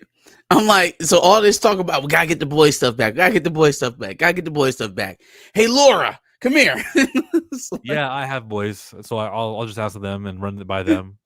it's just like, why all this focus on bringing them? I mean, not that she, I don't know. She probably okay. Wait. We may be talking too soon because Daria was the name of that guy on Game of Thrones, right? No, Okay. I'm wrong. Okay, it's a girl. Yep, it's a girl. You may proceed. Just, not that she may do a good job, maybe, but it just seems like the focus again is conflicting. How is it that important that we get the boys back, but then we're asking a woman to go out? And not that she can't do it, but it just feels like your first pick would probably be a dude, right? Like if the idea is we need to get the young men back, we need somebody with the vision to capture young men and turn them into habitual moviegoers. That's the first job for a woman. It's just kind of something's adverse there. Something's adverse. And she can do it. It's possible. We're not saying that. It's just a weird pick to do. I would say at first knee-jerk reaction, I would probably try to find a young guy, like not even someone in my current age bracket. I would try to find somebody who's much closer to the demographic that we're trying to draw in. But Greenbaum. do what they do. Greenbaum, baby. Greenbaum. You know who can help? Daria. Daria. The former Paramount co-chief, to assist in this effort. Greenbaum is beloved by talent, but has largely existed in the prestige indie sphere, while Daria Kurkek shepherded films from franchises like Sonic the Hedgehog, A Quiet Place, and Smile. Some think the push... pause again. These are 3 good movies to have on your resume. Let me see what's on her resume that didn't really pop off, though. Quiet Place and Smile. Those are good films. Some think the push for this demographic is simply Greenbaum trying to put his stamp on live action. Yet numerous power players who spoke with Variety see something ominous in the tea leaves. When the execution is correct, Disney's sweet spot at the movies has been millennials. That generation rapidly consumed classic vault titles like Lion King, 101 Dalmatians, Lilo Stitch as kids. Now they bring their children in droves to see the live-action reboots. This year's billion-dollar grosser, Lilo and Stitch. Over-indexed with men and boys. Disney previously said, Gen Z is a different story. Built-in interest is not nearly as guaranteed for such an audience, which propelled Warner Brothers' A Minecraft movie to nearly $1 billion haul. Were you saying something? I was agreeing as you were reading. So, nope. It's not built. That was a game Gen Z played as very small kids, not to mention the euphoric viral moments it created for young men filming key moments inside the multiplexes and sharing them on platforms like TikTok. See also Universal Pictures. Gentle Minions. Yup. Trend. In 2022. Yup. When Gen Z bros packed theaters in suits and ties for Minions, the rise of grew. How do you replicate the Gentle Minions thing? I think they just got lucky there, right? Like, did Universal prompt fans to do this? Not at all. That was just like something. It's just one of those weird things that just caught fire with that younger generation, and it was a trend, and everybody did it. No. But what it does prove to us though is that The boys will show up to do TikTok. They'll even show up in friend groups. So many of them are shooting the TikTok. As it stands, Disney is in line with Sony Pictures and Paramount in its market share for Gen Z. 10% of ticket buyers in 2024. That's 2 points above Universal and 2 points below Warner's. Bro, you know what this makes me think about? That's 10% of ticket buyers, right? Isn't like the black community 13% of ticket buyers? Where's that article? Where's the we're hiring a green bum to take care of the black community's needs? I hear you. Yeah. I got you. But Disney is not leaving the job of courting Gen Z entirely up to the film group. Concurrent to Greenbaum's hire, the corporation bought a $1.5 billion equity stake in gaming juggernaut Fortnite, which will incorporate Disney's iconic stable of characters. That's a good purchase. 2 sources say Disney does not, however, enjoy movie rights to Fortnite itself, which would seem a no-brainer in luring Gen Z to theaters. Okay, what does that mean? Does that mean every time we have a movie, a month before, you can play that character's skin? Or you can buy him? Well, they've kind of done that already with the Fantastic Four. They did it with Superman. It free. So then Superman make it for free. Was on there, yep. Flood people's online, their games, their rounds of Fortnite. Flood it with the Fantastic Four by making the skin free.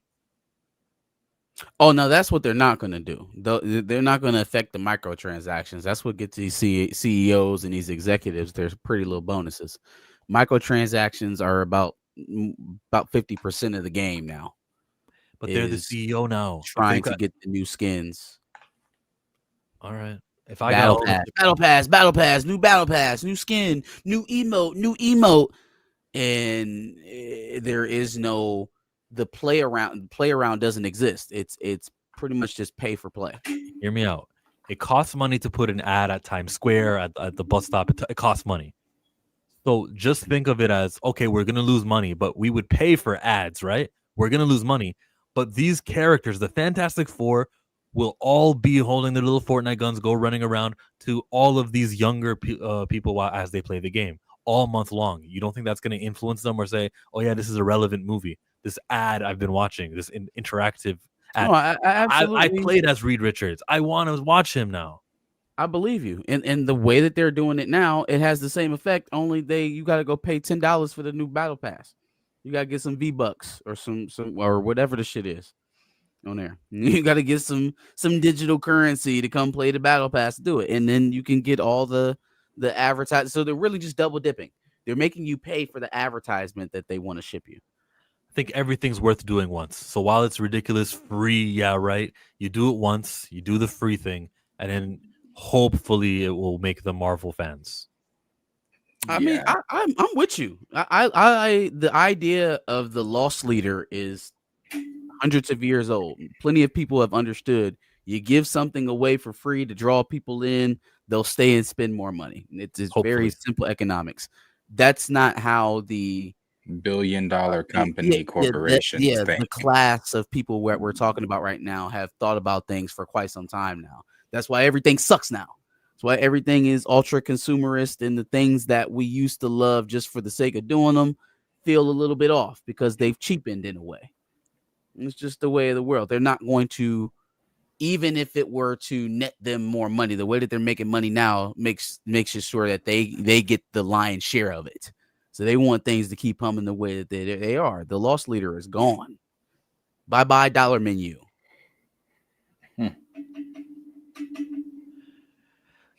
Free Palestine. Boycott McDonald's.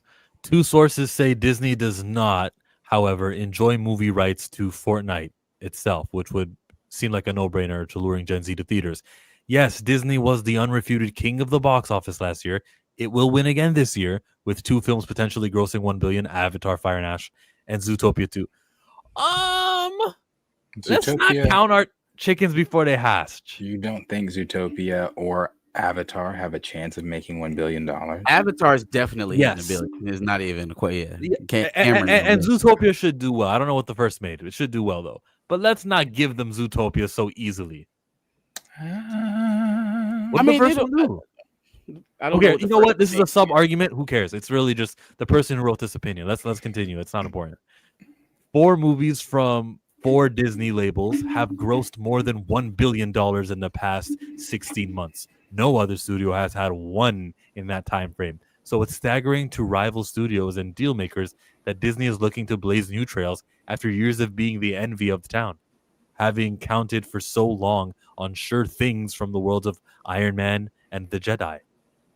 CEO Bob Iger, Free Palestine, confirmed as much on a quarterly earnings call this month, saying his film group won't favor existing IP over original material. The priority, Iger said, is to put out great movies. No, Walt Disney. Marcus? I'm reading along with you. The reactions is to what he said.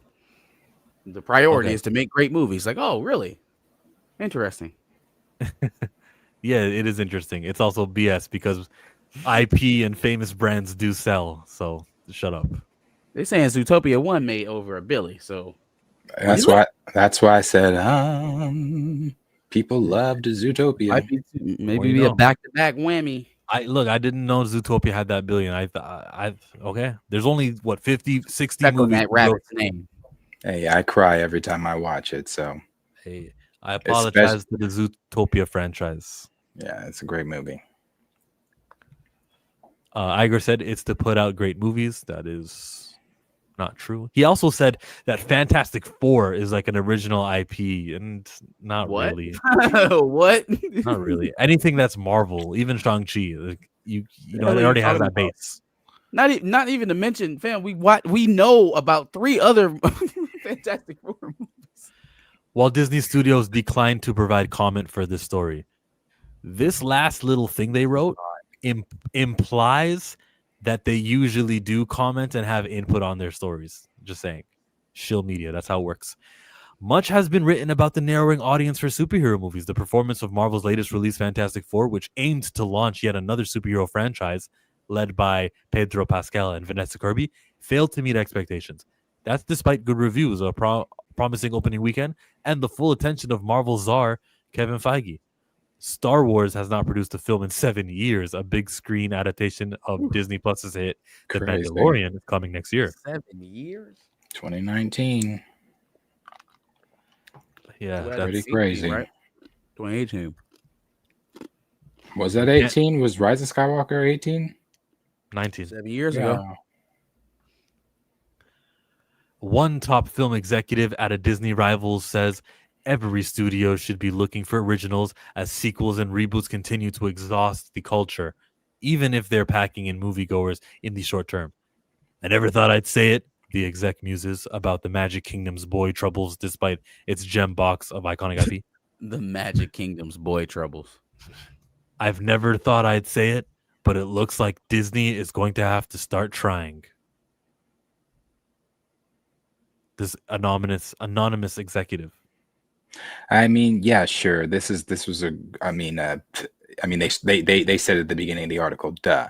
So this was a duh article. But my question is, okay, knowing what you know, if you do plan to put any of the things that you that was stated in this article, even though Disney declined to comment, if any of these things are implemented, what do you do? What do you plan to do to get these kids to see Marvel movies? What's your angle? Because again, the Minions thing was TikTok, a fluke. Like, what are you going to do? It's not like Marvel's not already everywhere. So what are you going to do to make these kids come to the movies? I'm so curious on, hey, we got to get the boys back. Like, so what's your, like, I would love to be a fly on the wall on that pitch. Like, what's your pitch to get the boys back? What? I mean, you have Marvel and Lucasfilm already. How could you? That's what I'm saying. Like how did you lose them in the first place? Kamala Khan, though. Kamala Khan's popular with the boys. He's the new X-Men. And Kitty Pryde and Jubilee and Dazzler. That's played by Taylor Swift. X-Men. It used to be men. They're X-Men. You know, I was going to say what Johnny just put, but is that even enough?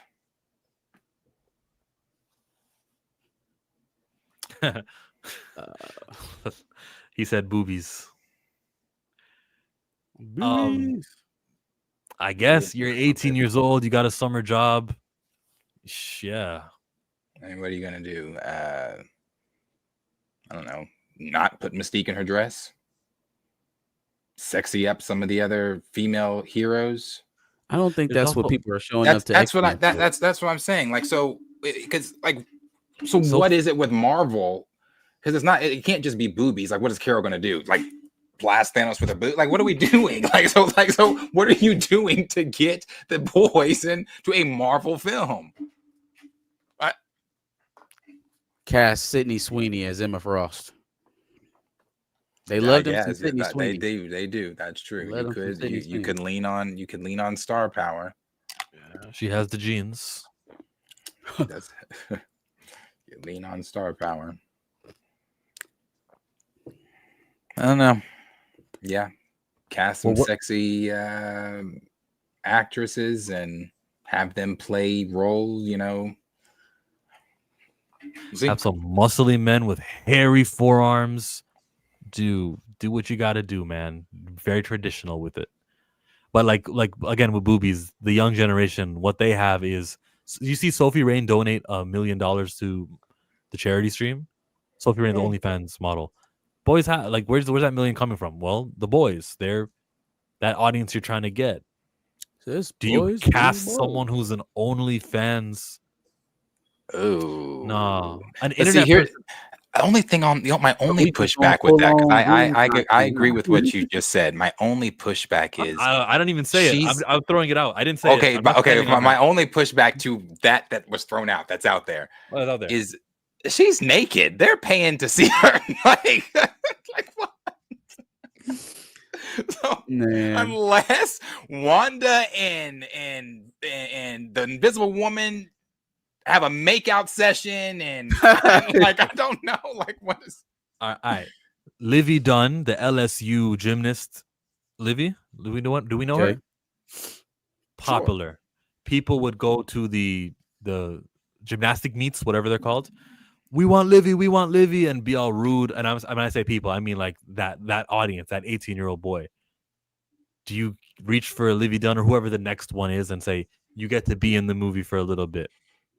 Charlie D'Amelio, anyone popular on TikTok. I should just say that. But it doesn't have to be a gymnast or anything. Popular TikTokers. Who's a girl who don't do OnlyFans, but do you go, oh, they'll know her. Let's put her in a movie. She'll have she won't act. I don't think that this generation of boys is that much harder to reach. I just think you have to give them something newer that attracted us when we were kids. Like they need their version of what we had. They need their Blade. They need their Raimi Spider-Man. They need that. Something that was just true to the stuff that they grew up paying attention to. It's a little bit harder because none of these kids grew up on comic books. And so now you kind of have to you gotta kind of engineer it a different way. Marvel Rivals, they have that. Yeah, you lean into Marvel Rivals too, but Marvel Rivals, but again, they're telling comic book stories in Marvel Rivals, and they don't want to do that over here. You got well, bring this to the root problem. You already own Marvel. It's proven and tried and true. It can work. It can adapt. It can make fans. Just take off that hat, Kevin Feige, because it feels like it's possessing your brain with stupid ideas, and start thinking more freely and do exactly what you're supposed to do. On the whole boobies thing too, this generation is also not, I'm not going to say, I mean, boys are going to be boys. Boys will be boys. You can't change that. Boys will always be boys. But I'm saying boys being boys. There's like pledges with this generation that are different, where they are staying off of porn sites, staying off of away from off. Like I said, boys are going to be boys, but there's a lifestyle that the Gen Z is trying to live, like fuck vape, stay off of porn, no sex until marriage, all that kind of stuff. Now, are they doing that? But I'm just saying, that's what I'm saying. Like, is sex really the selling point even with this group?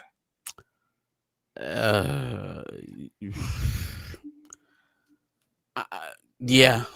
Yeah, it's the oldest seller in time. It's just the way that Disney is able to present it. Again, I think the easier route is to smash things and blow them up with strong leads. But You're right. if you're going to go with the full female cast, you better work some sex appeal in there. Yeah, absolutely. I forget. Yeah. No word around the gooning. Yeah.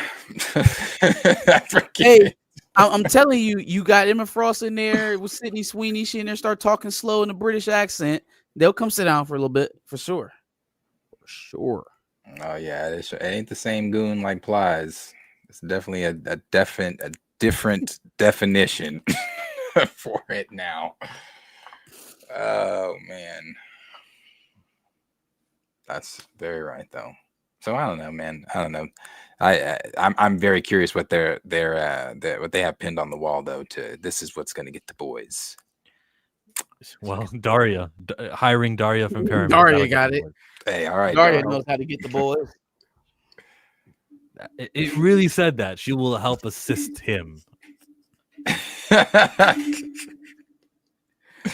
Daria, tell me how to bring in the boys.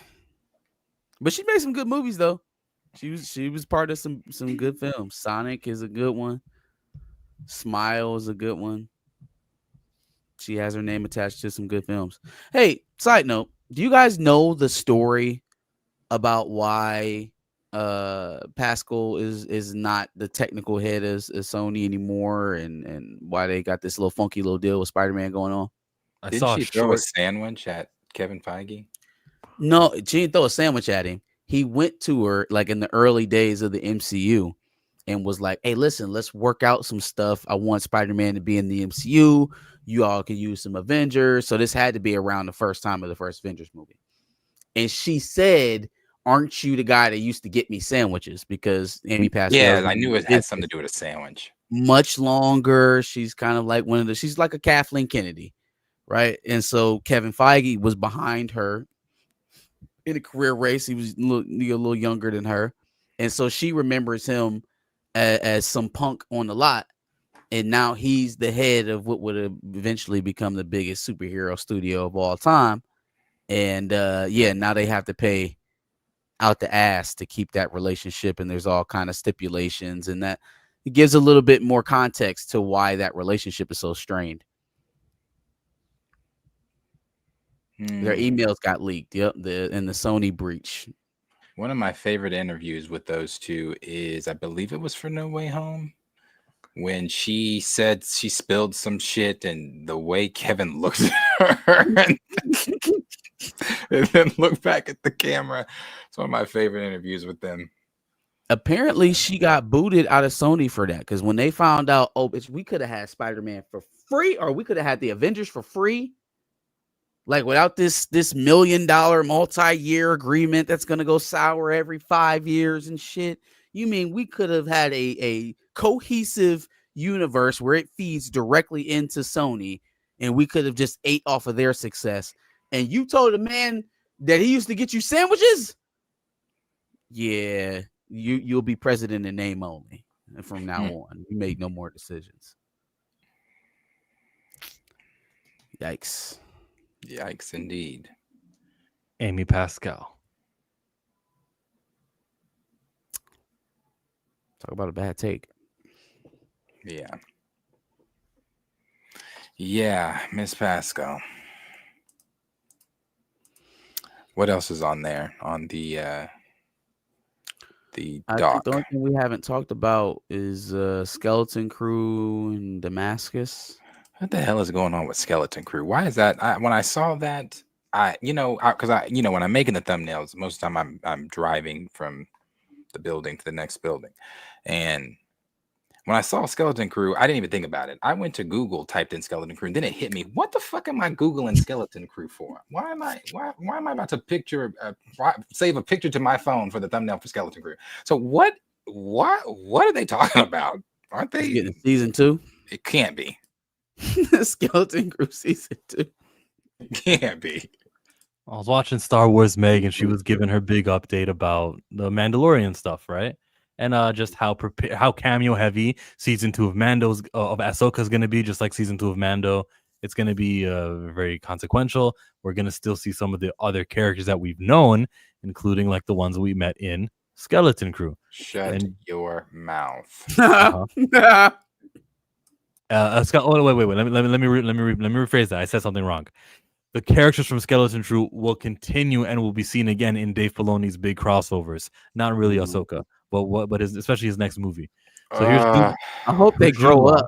I hope they grow up a little bit. Yeah, that's gonna happen. Okay, I'm sorry. Not to just cut, and I do want to hear this because I'm interested in what capacity.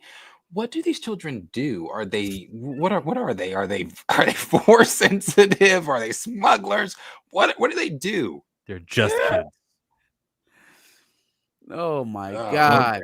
One's an alien. Dave, are we still taking marching orders, Dave? I thought we were wearing our big boy pants now. I thought we were putting our foot down to the nonsense.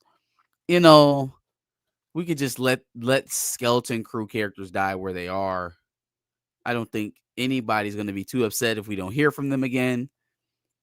Although maybe there's a future for the two main characters. Who are the little they? blue elephant thing was a little weird, but I tell you what, go to Star Wars Celebration or whatever big con it was, and they had a booth set up for Skeleton Crew. Those poor kids. Nobody lined up for those kids. Hey, that's better than bullying. That is so much better than bullying. That's great.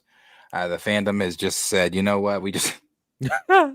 Just give up. Just give up. Oh man, that's crazy. Okay, what are they saying? Why are these kids crossing over in events? Well, he's also part of the cast, and he's got the Force. Jude Law's Star Wars future gets uncertain update 7 months after the 92% Rotten Tomatoes series ending. So if you're wondering if Matthew Rodoy is compromised, he is, because of the way that was 92% Rotten Tomatoes series. 7 months definitely means a success, right? Yeah, that's the marker.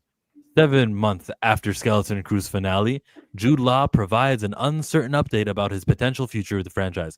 Law plays the Force-sensitive pirate Jod Na Nawud in the Star Wars show, where he crosses paths with 4 children. With 92% criticals, Rotten Tomatoes, they were overwhelmingly positive. The series received extensive praise for being a thrilling adventure that got back to the original Star Wars roots, didn't require knowledge from other stories in the franchise, and featured stellar performances from the entire cast, including Law. I agree. During a Screen Rant interview with Law, can I just get to the interview? Here it is. Well, you kind of put the answer in my mouth. That thinking. I hope you get to see this man again, and he's thinking, there must be a way out of this so that my story can continue. Have you heard any update, or are you confident we'll see him again? I'm sure you appreciate there are so many moving parts to that Colossus. All I can say is we had a really exceptional time making it. It was done with such grace, spirit, inclusion, and collaboration. I had a ball, and at times was allowed to overindulge, I think, in my own childhood fantasies of being in the Star Wars universe. But I was very, very pleased with the results and very happy to have had the opportunity to work with that extraordinary group of directors. What this means for Jude, actually, that doesn't feel like he's back, right? It sounds like it's still up in the air. Like it doesn't sound definite at all. It shouldn't be. What this means for Star Wars. Right now, there are no Kathleen Kennedy shit. Yeah, we're gonna bring back Jude Law. Yep. We're gonna bring him back. There are no confirmed plans for Skeleton Crew Season 2 or Jod to appear again, but that doesn't necessarily mean Star Wars story is over. Jod is last seen alive and free from the authorities when the New Republic arrives and saves him of citizens at Atin from pirates. Jude's character's name is Jod. Jod Na Nawin, yeah. Jod Na Nawin. Gotcha. Jod Nod Darwin. All right. And he's still alive. The name of the platinum. I love how Kathleen Star Wars just is Oprah. You get the Force, and you get the Force, and hey, you want the Force? Hey, we're handing it out. It's female.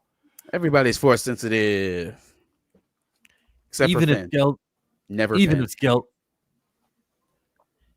Even if Skeleton Crew Season 2 doesn't happen, Jod could be in the other projects that take place in the same time period, including Mandalorian Grogu, Ahsoka, or Dave Filoni's untitled film.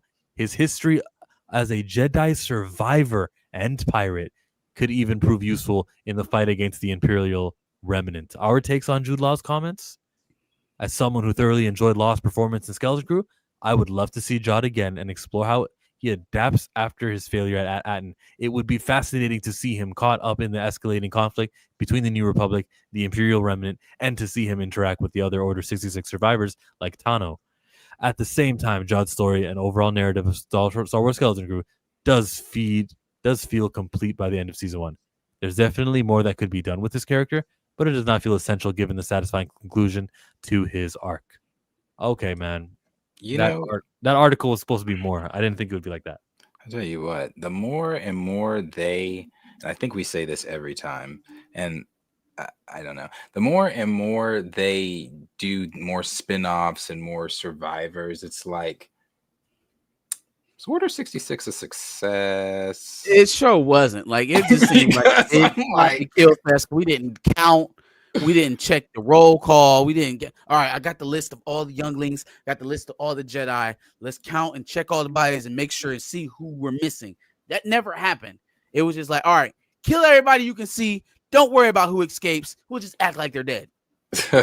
And then you get all these Inquisitors and dispatch them, and I guess they didn't do their jobs either because they was out vacationing, bro. They was chilling. They was just bringing back people saying, "Yeah, we found one." Just bringing back bodies. How many Jedis were at the height, right before 66? There were thousands of Jedis, hundreds. Not enough. There weren't enough Jedi, as like Mace Windu said, we're keepers of the peace, not soldiers. It was, but it was at least, you would think it's like thousands, 1,000. because they needed battalions of droids to take out single Jedis at certain instances. So it was, I would say at least 1,000, maybe. Think about like the special forces of the military. That's probably what the Jedi were to the Republic. So a few thousand, say a couple thousand. 1% of 1,000 is 10 Jedi. It could be 99% successful because the 10 Jedi who survived would be Kenobi and Yoda, Jude Law's character that we got, and I don't know. I'm probably forgetting other people. Oh, you're forgetting a lot, way more. Balin Skull. I just think from the storytelling standpoint, when you pull that trope out so many times, it devalues it.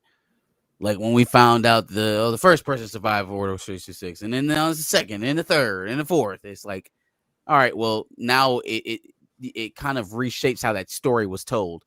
The story felt like total annihilation of the Jedi Corps altogether. And so when the first person is found to have survived, it's like, oh my God, that person's special. They're the only survivor. The second person survives. It's like, oh, okay, cool. It's two. It's only two people. It's only two now. And then by the third or fourth, it's like, all right, well, it just doesn't have that luster anymore from a storytelling aspect. Doesn't have that shock. Like, oh my God, he survived. When it rains, it pours. Yeah. No. I take what's mine and take some more. It rains, it pours, it rains, it pours. Yeah. Thank you, I'm Too Fly. Order 66 killed 90% of all Jedi. 10K or so. Well, 1% of 10K would be 100. I don't believe there were 10,000 Jedi during. Nah, he paid. He gave $2. We don't doubt these guys. No, you don't. Please do not. Diesel seconded him. He said 10,000 Jedi when the Clone Wars began. 10,000, but they needed a whole clone army to carry out the operation. So it had to have been quite a bit of them. Let's figure that one out. So I think you'd accept it more maybe if okay, it was 10,000. I guess some slipped through the cracks. I think is the reason why you're checking. I still hold the same opinion though. Like when you use it as a storytelling trope, you're lessening it. Yeah, 10,000 Jedi. 10,000 Jedi. Yeah. 10 can't survive. I don't know that one. I was thinking 1,000.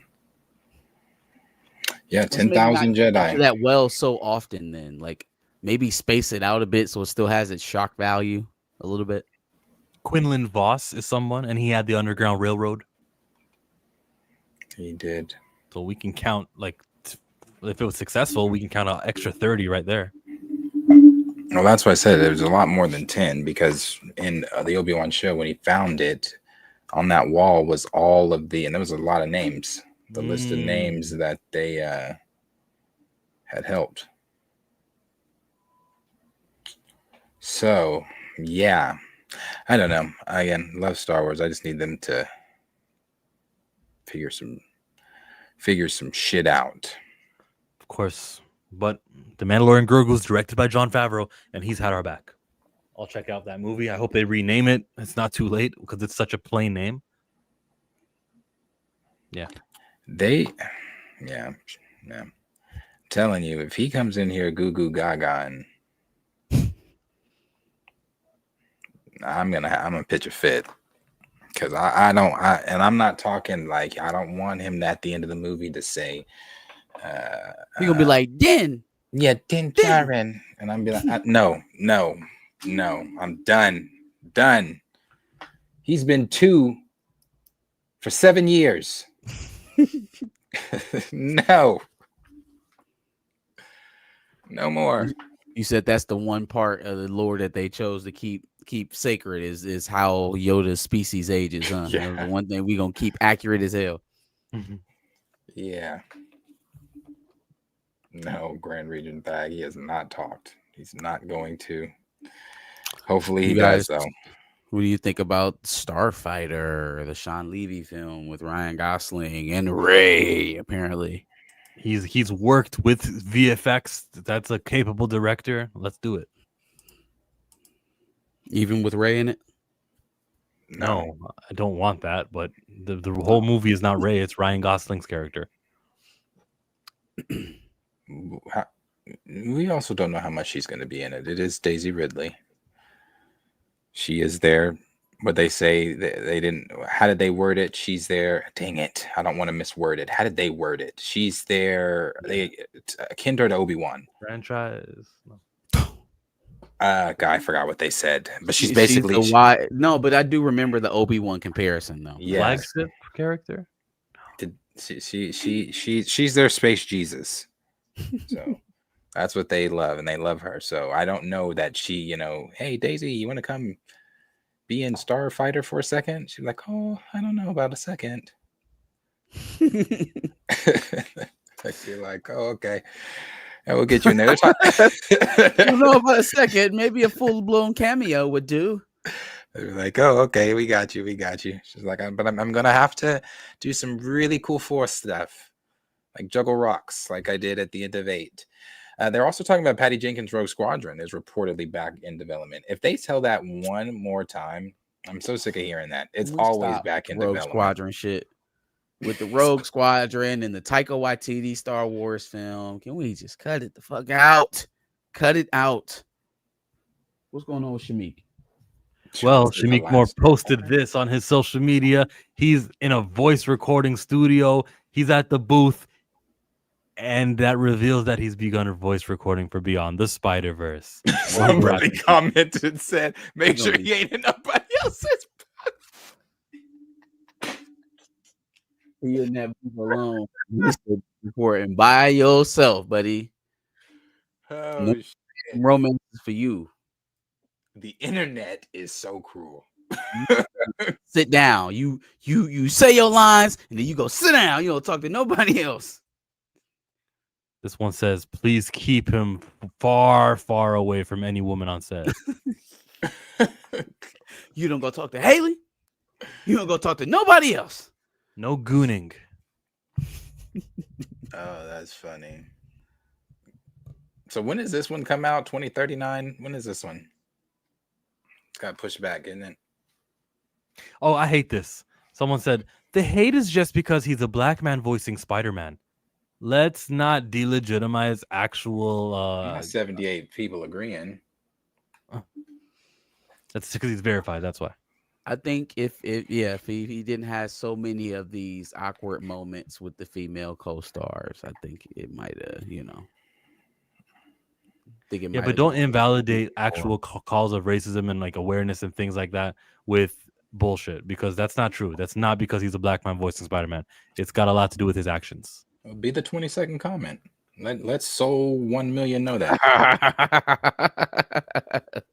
I don't think the 21 people are saying that. I think the 21, if we click on it, is going to be a whole bunch of right wings. Oh, you guys always play that card. Shut up. I think. Somebody answer Raymond in the chat. It's interesting. What is going on? Gooning is like when you're being horny. It's like the young people word. When you're gooning, you don't want to be a gooner. Well, the technical Urban Dictionary. No, I'm joking. The Urban Dictionary one is a lot more graphic, but yeah, it's something like that. Inform me. I don't use that word. That's the first time I did today. But what is it? It's more. Oh, no, I mean, don't. it was what you said, but like, oh yeah, to the fullest degree. So yeah, you should be good, Raymond. Yeah, I had to learn about it the other day. I was like, okay, it made me so mad because I was like, fuck, I'm old. I'm going to fucking Google to look up what a word means. Yeah, no. And when I read it, I was like, oh. There's terms like I'm him and like what? What do you mean him? What does that mean? Is it like I'm sure there's some people confused. You're who?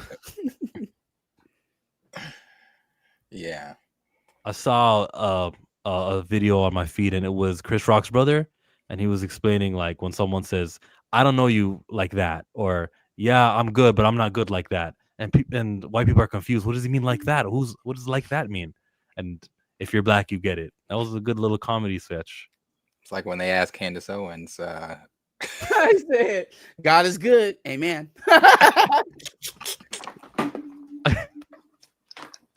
So the joke is, she's not attending black churches, and so she didn't pick up on that. I never been to a black church in my life either. I don't practice that faith.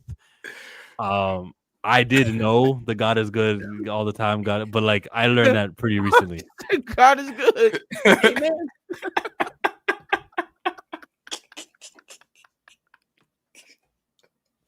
I looked that video up. That shit's so funny. And then they broke it down to her. She was like, "Where's that from?" Oh man. Oh shit, that's funny. She's been trying to get her black card back though so hard. She's been trying to get it back every now and again. She's slipping up. Somebody said they would like to see her and Amanda Seales go at it. That might be a good one. Amanda Seales versus Candace Owens. Amanda Seales would eat. Loud debate. Debate. I feel that both of them will wait for the other to finish. Like I don't think it'll be that raucous. Oh, it'll get heated. It would for sure get heated. Absolutely. I don't think either one of them would relent on using the other's past to delegitimize the other one's argument. I think the very first thing that Amanda is going to want to address about Candace Owens is the year she spent denigrating black people. And then conversely, Candace could just, she's gotten into her celebrity news as of late, very celebrity oriented. She's going to be like, listen, you was outside begging to get into the Black Oscar party. You know what I'm saying? What about that? What about your breakup with Floetry? What about your split with Issa Rae? It's going to be a mudslinging. It's going to be mud wrestling. My favorite type of wrestling. I did watch her Jubilee deal where she sat with 20 black conservatives. I hate Jubilee. I hate Jubilee with a passion because they set up these very, very plain premises and they find people to the furthest of each spectrum and put them in a room together for content purposes only. It's not to engage in actual debate. It is not to find the majority of America or the majority of people on these issues. It's to find the loudest people on each end of the spectrum and to put them in a pot and see how it goes. And that's really generally the idea of the entire setup. They had what's his name? What's the Mehdi Hassan? No, not Med. Well, yeah, they had Mehdi Hassan on there, but that's not the one I was going with. It was Peterson, Jordan Peterson. And then the premise that was set up in the title was we got an atheist versus 20 Christians or something like that. Peterson sit down, he won't even call himself a Christian because he's not there to argue from a Christian perspective either. And it's just like, so y'all just invite people in here again to get these firecracker moments, and y'all gonna set it up however you want to, but you're not even giving the people in the room the premise. And so I have the understanding that she probably didn't even know she was arguing with conservatives. She probably just thought she was gonna walk into a room with a bunch of youthful black folks, some Gen Zers, like we was just talking about, and she's faced with some of the most nonsensical, self-hating nonsense that you can encounter. And self-hating is the key word. It's just weird to set that up like that. Yeah, the key word, that's self-hating. Some of the stuff that some of them were saying, I was like, huh? I feel like they're presenting these discussions as if this is what people in America are doing. Like this is how these discussions go. This is what everybody thinks. This is the general consensus. And they're not putting it in a proper context at all. And they're not going out of their way to find people who can meet in the middle or can have an actual discussion on these things. They find people who want to fight. They find people who want to joust, who want to get gotcha moments on both sides of it. Like people are going on there to go viral. That's it. Yeah, because there was one particular dude for sure. When he got up there and he started going on and on and on and on, I was like, yeah, this nigga's on here for clicks and to be the next. Look, I got Amanda Seals. He didn't. Dude, you talking about the dude with the mustache, the black dude, the mustache? No, he was the heavier.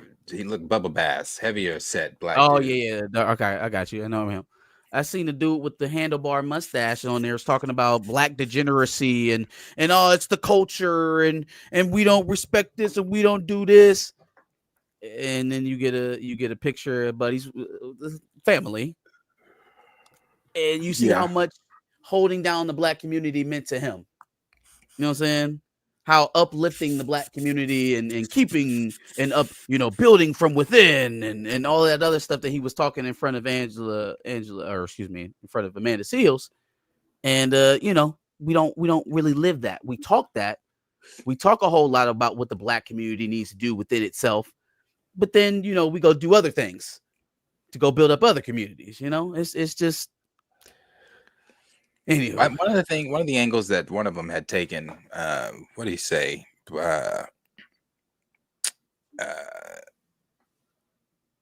We got. He's like, how can we call us? I forgot why he led with, but he's like, he kept using King Von. He was like, you got King Von. His example was King Von doing and the stuff King Von did, killing, blah, blah, blah, blah. Then he used Ben Carson, who killed, I guess, his cousin. Or something like that, or a cousin kill, or something like that. He said Ben Carson also had the option to go and get revenge, but he didn't, and he is now da da da da da. And he was like, King Von is this and that. And he's making music and that and all this kind of stuff. And I was like, well, first of all, brother, I don't know that you can really sit and use, music like that. One of the reasons I say that is because one of the things that was presented, I don't know if everybody watched the new Fresh Prince of Bel-Air stuff that was on Peacock season 1, when Carlton and Will had their argument about, white kids listening to this music and stuff like that. You go to most of these concerts, it's these white kids out there listening that's fueling a lot of these. I'm not saying black folks aren't there, but a lot of these white folks love them some Drake, love them some Kendrick, love them some. Oh, you mean buying up these tour tickets? Yeah. Yeah, that's who has the disposable income to go spend $500 on a concert ticket. Right. For sure. The music is speaking about somebody else's experiences, but the consumerism of it all is definitely selling it to suburban white America. That's who consumes it for sure. The consumerism is selling it to white Americans. Now, the culprit that I point my fingers towards, not that there's other pieces that are not guilty, but the person who's selling it. This is an industry. This is like decision makers up top who are encouraging that King Von stuff that the Republican dude talking to Amanda Seals was talking about. You know that the Yeah, but I'm not R&B about to genre I'm is not gonna being put blame on Vaughn either, though. sure. No, I don't. I wasn't trying to blame What do King you Von. mean by that, Well, Darius? he Blame on him was and what? he was like, I'm not going to say like, oh, King Von is responsible for how he's responsible, because the way that the dude was preferencing it was King Von and music like, and other artists and music like King Von are responsible for how the black community behaves and certain things like that and blah blah blah. Oh no, he's an individual. He's an individual. Right. Yeah, you can't say, oh well, look at people like King Von as to hold him responsible for the whole black community. Yeah, it's systemic. It's the systemic choices. But like, I let me just get wanted to to my. make sure we're clear. Yeah. Buddy was a Oh was a yeah. Okay, No. I'm for not. sure. I'm definitely not saying that, because just like crazy ass, is the NBA still locked up, or did they let him out? Yeah, no, same thing. He out. Yeah, same thing. Same thing. Rapping MAGA lyrics. He's out. Oh, really? MAGA lyrics. Literally, he just had a music video out like 2 weeks ago talking about whatever 45 got going is good for the youngins. So he's out off of federal charges, gun charges, writing prescriptions. Wasn't that something he was running like a pill farm or some shit like that? And he's out and he's rapping MAGA lyrics. So I think those two things go hand in hand. I think those things go together. Did not know that. You know, since I don't coach anymore, I don't hear that. So I'm not looking up NBA YoungBoy, so I don't hear. I didn't even know he was. I knew he was locked up. I know he was out. Oh, and pardoned. Some more CEO pointing. I see no Lucian Grange, UMG. Those levels, elitists are responsible. Jimmy Iovine as well, and Lucian's son now the head of Sony. So point to those guys when you talk about what's getting pushed, right? Like people, I always find it interesting when people think they're smart by saying, "Oh well, you know what I'm saying? It's the culture. It's the culture. It's what we promote," as if we control what gets promoted, as if we control the vehicles of promotion. See, if you're smart enough to understand that it's the media that's being put on us that makes you act a certain way, okay, that's step one. Step two, who controls the media? All right. Who controls the media? How are you smart enough to understand that it's the media that drives action, that drives ambition, that drives imagination? Who controls the media? I'm right there with you, and I'm gonna add that R&B, hip hop, those are two separate genres of music, and both of them do different things. Usually, R&B is "I love you," that kind of good stuff. When I say good stuff, I just mean that we're not encouraging violence. I'm sure Akon was doing a whole lot of thuggery in his music also. We even got hip hop, but then they started categorizing it as urban, or like some way, somehow chopping the visibility of R&B over the last decade or so to try to kill that genre of music. Hey, instead listen to this rap stuff. And when you're listening to rap, you're listening to there's a higher chance you're listening to the aggressive stuff that encourages violence and negative tropes. That's a systemic issue with the CEOs. You could extend that to R&B as well. R&B hasn't held on to its wholesome, love-oriented, love-making music that it broke into the industry with. It's turned into just sex music, right? It's Zane Sex Chronicles in recording form. So instead of being romantic, you're being explicit. Yeah, there isn't really a safe haven for some of those songs, though. Back in the day, was "When I get that feeling, I want sexual healing." Some of them songs back in the day. We're far cry from Marvin Gaye, but even some of the 90s stuff, your Johnny Gills, Keith Sweat. And I'ma rock your body, turn you over, love is war. I'm your soldier, touching me like it's our first time. Yeah, that's Jay Holiday. What is that, like 2006? For sure. But you look at it now. Who are our bastions of R&B? Of course, you got Chris Brown. We'll set him in a Usher. You set him. Raymond said Betty Wright was nasty. I was gonna say, come on, man. Some of them songs back in the day. Betty Wright was nasty.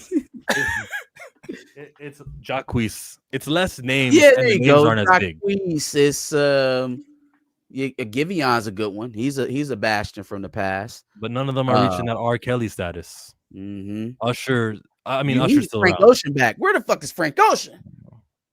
The Man. major labels pissed him off so bad he went into Machiavelli mode. He said, "I'm gonna go live on an island by myself for 10 years." Did I say this on stream about Sexy Red? Or was that off stream? Them old songs was nasty you and told it violent. to They me. definitely wasn't violent. They was nasty to a certain degree, but it wasn't just only sex. There was an aspect of love, of longing, of like pursuit. Like, damn, I want you, baby. It was on their knees crying for these women. Shirts open in the rain. 5 o'clock. Home alone. Ain't nobody doing all of that these days. They like, yeah, I'm on her and I'm smacking and I'm beating cheeks. They talking just like the rappers talking. After a while, Yeah. me back. There was a pursuit angle to it. There was a aspect of going to chase. Ain't no more chasing. It's No. I got the money, so they come to me. You The know, lights are already out when we begin. whipping ass too. They was whipping ass, but they was whipping they ass. They wasn't singing about whipping the women's ass. Come on, Tina. Like yeah. Mr. Ronald Big Ivy said, was definitely whooping ass. He had a sword in his cane. He was definitely whooping ass.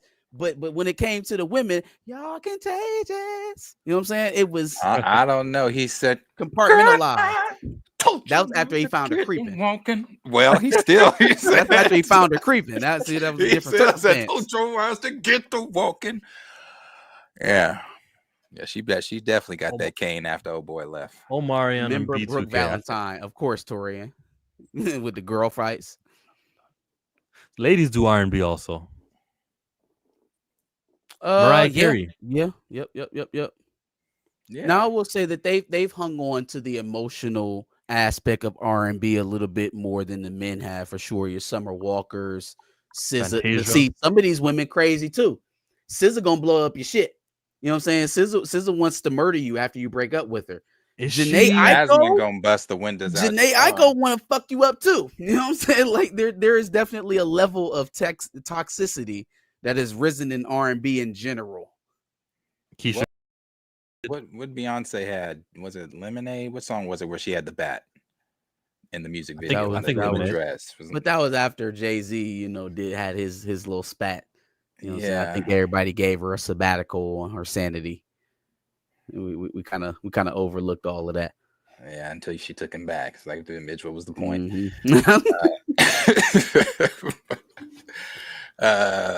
Who else? Some other ones. Some good ones. Is Jason Derulo R&B? He is. He feels poppy though. Jason I would say Derulo more feels pop because poppy this to me. first song was like, poppy. What What You you Say. say? Yeah, that was pop. That was poppy. Ooh, what you say? What's the one with passports? Junior actually saw Coco Jones here in Columbus. She was a good act. She was pretty good. Oh, she must have been at the Cavaliers game. No, she had her own. She was performing. When we seen her here. You said she only had a show here because she was going to a Cavs game. She got her own schedule. You understand the reference with Donovan Mitchell, right? Yeah. That's what Yeah, Beyonce said. okay. Yeah, congratulations to them. Janet said, "Would you mind?" It used to take women at least 3 albums minimum before they started being half naked. Mariah, Tony, Janet, etc. Now that is the door opener. But I will say some artists don't get their just due or their buzz like Coco Jones when they don't take that route, right? So it's a who's. What's her name? Tinashe. I've been a nasty girl. That's kind of poppy though. And a nasty girl. Somebody gonna match my freak. Is somebody gonna match my freak? Is somebody gonna match my nasty? So you don't have no like no songs like,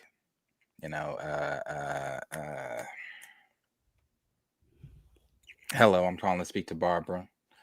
Calling to let you know.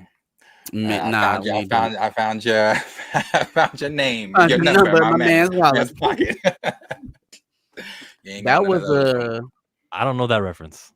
What is that? The Brandy and Monica shit. That was that one. The Boy Is Mine. That Boy Is Mine. That's Shirley Brown, Woman to Woman. She called and left. She called her on the phone. That's how the song starts. She answers calling. I think that phone.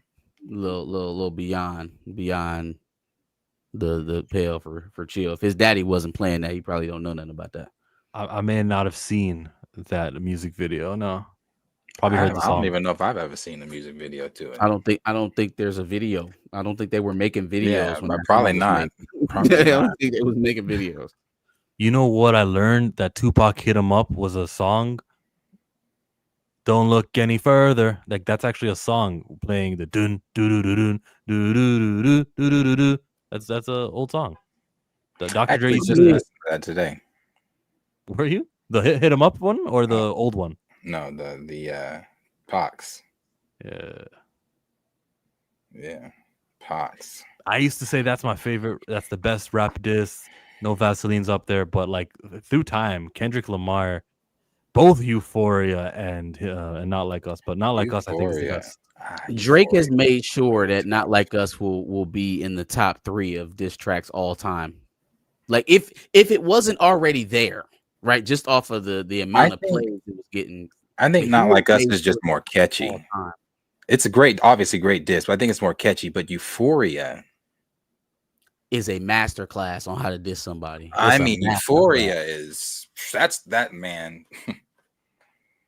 Like I said, Not Like Us is great. It's catchy, great diss. Because of all the lawsuit shit and the aftermath and the pop out and the video and all of that shit, Not Like Us is the one that everybody's going to remember. But Euphoria is the one that has all of the building.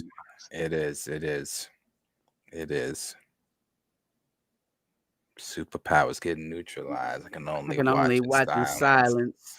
The famous actor, man. Just that whole how he starts it. And then when the beat changes, I hate the way that you walk, the way that you talk. I hate the way that you dress. Backwards, Richard Pryor snippet in the beginning, the Teddy Pendergrass sample. It's just like every bit of it was so perfect. Yeah. It is. It's a great one. I love that video. I saw that video again of Tyga at the Super Bowl just going wow when everybody was yelling pedophile. Certified lover boy, certified pedophile. The Grammy Awards too, when Kendrick took an extra long walk, try to get because he wanted to hear the A minor. And it's funny, I said it then. All these people in that room have celebrated Drake, and then at the same time, Taylor Swift in that thing going A minor. That's funny. Wow. Like and Taylor, I mean, I don't know how much she actually listens to rap, but it's probably a minuscule amount. The fact that she going out of her way to be seen because she know the camera's on her, A minor. That means she's trying to be in popular culture at the moment. She's trying to do what everybody else is doing. So the popular thing right now to do is to stomp on Drake. Now remember, Drake said, keep making songs for the Swifties. Remember that? She knows. She knew that. Yeah. Well, that is true. He did say you can't cry victim there if Taylor Swift wants to dance to Kendrick Lamar. He did say that. Are you all watching the I just don't think I am. I don't care. The Trevante Rhodes and Logan Paul. Gervonta Davis. Or Trevante Davis. Oh, yeah. That makes me sad because Gervonta, he got to be broke. He got to be broke to take that one. No, that's good money and it's easy money and it's safe. I don't think it's that. I don't want to scold him. It's a lightweight fighting a heavyweight. We wouldn't even be doing this if this was actual boxing. This is something you do when you need the payday. And it's not as if Logan's going to lose the fight anyway. Yeah, I don't like this type of shit.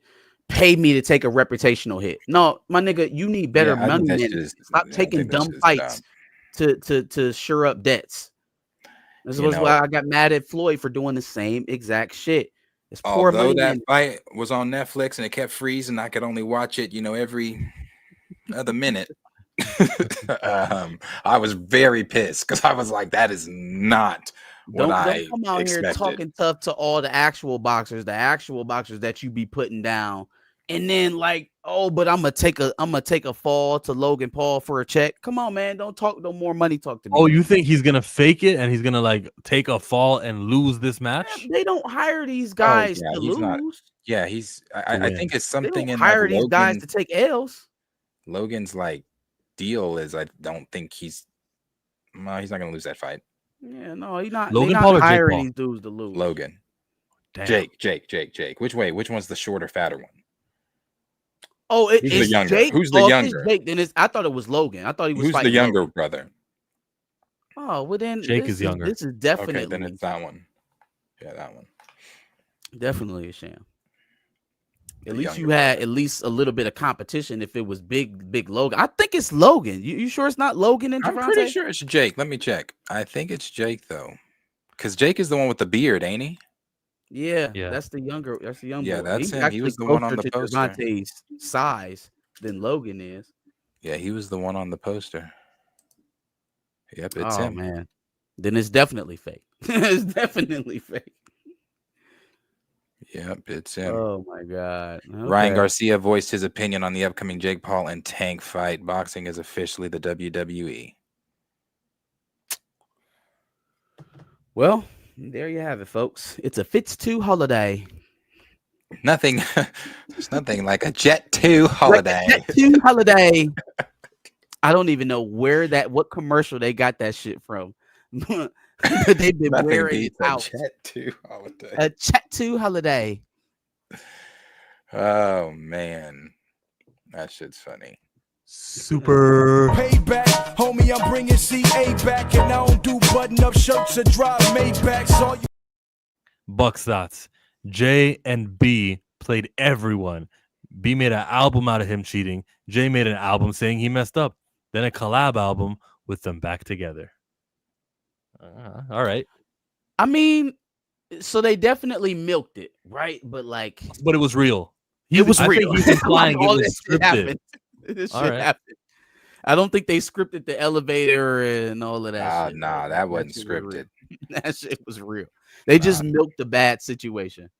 Bucks, are you saying it's scripted, or are you just saying that they milked it? He says the fix is in. Oh, he's talking about the fight though. Let me know. I read it as you were trying to say that. Yeah, they made the most out of this because they planned it. They did the albums. They already had the music ready. I thought that's what you meant. Jay is now the wealthiest musician in the world with 2.5 billion. No, he was worth $500 million before the shit started. They together they were already worth $1 billion when all of that shit was going on. You know, they didn't have to do that to become richer. They was already on their way up.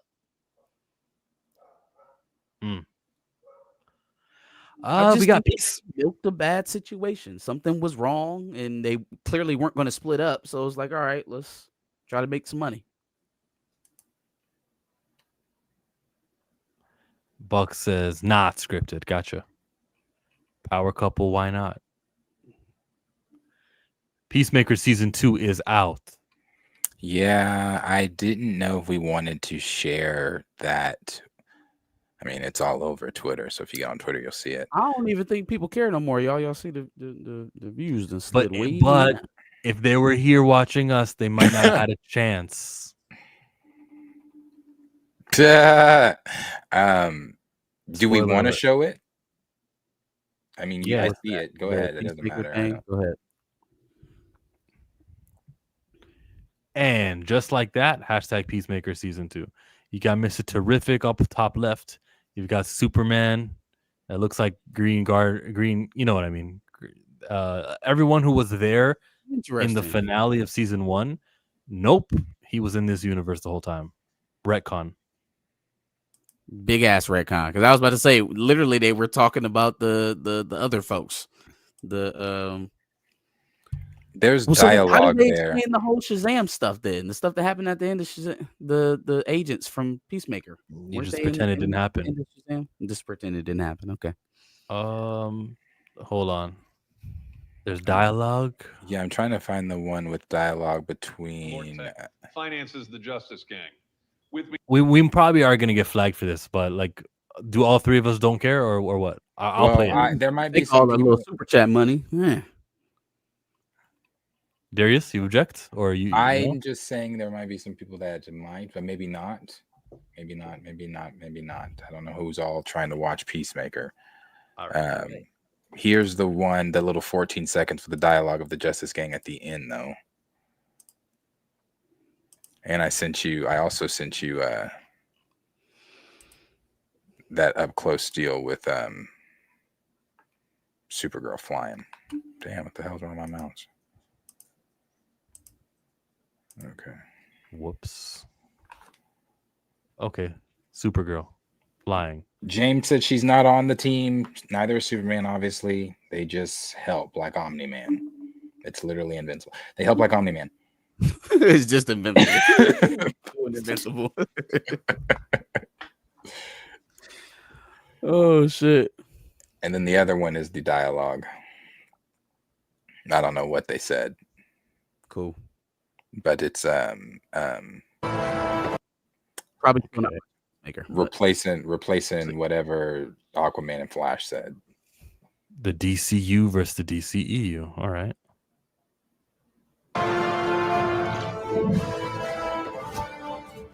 Late, you fucking dickheads. What a meathead. Screw that guy. You know he tells people I'm a puke freak. This is very cheap. The piece. This is kind of I think it's cheap. kind of clever. So, I'm gonna have to watch to understand because feels kind of cut and paste. I'm confused. So like if is this the Peacemaker from Justice Gang's universe that the top scene is happening to? Or is this still the same? Why would we Peacemaker? why would we recreate the scene? Why would we do that? If this is an entirely different universe, if you're trying to just make people forget about it, why would you recreate the same scene? I didn't see it yet. I can't defend it. I can't I'll be right with you, Marcus. I don't know. I haven't seen.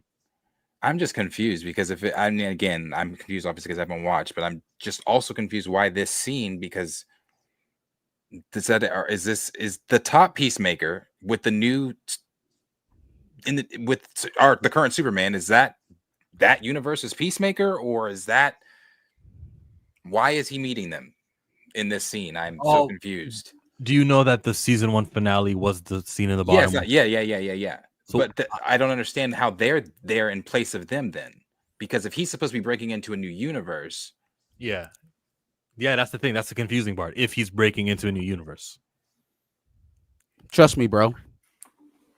I'm gonna have to watch it, I guess, because That's the answer. Trust me, bro. Love James Gunn. confused. oh, okay, Junior. I guess that's a spoiler, but I'll say it. Thank you, because we did ask. Oh, they retcon the entire. They retcon the entire storyline, so it's not set in another universe. It's just that scene that we saw with Aquaman and Flash. That didn't really happen. You misremembered it, guys. What really happens is he interacts with Hawkgirl. So, like I originally thought, it's just cheap cut and paste. I see. I see. Don't believe your lying eyes. These are not the this is drones what- that you seek. This is what really happened. It's just a retcon.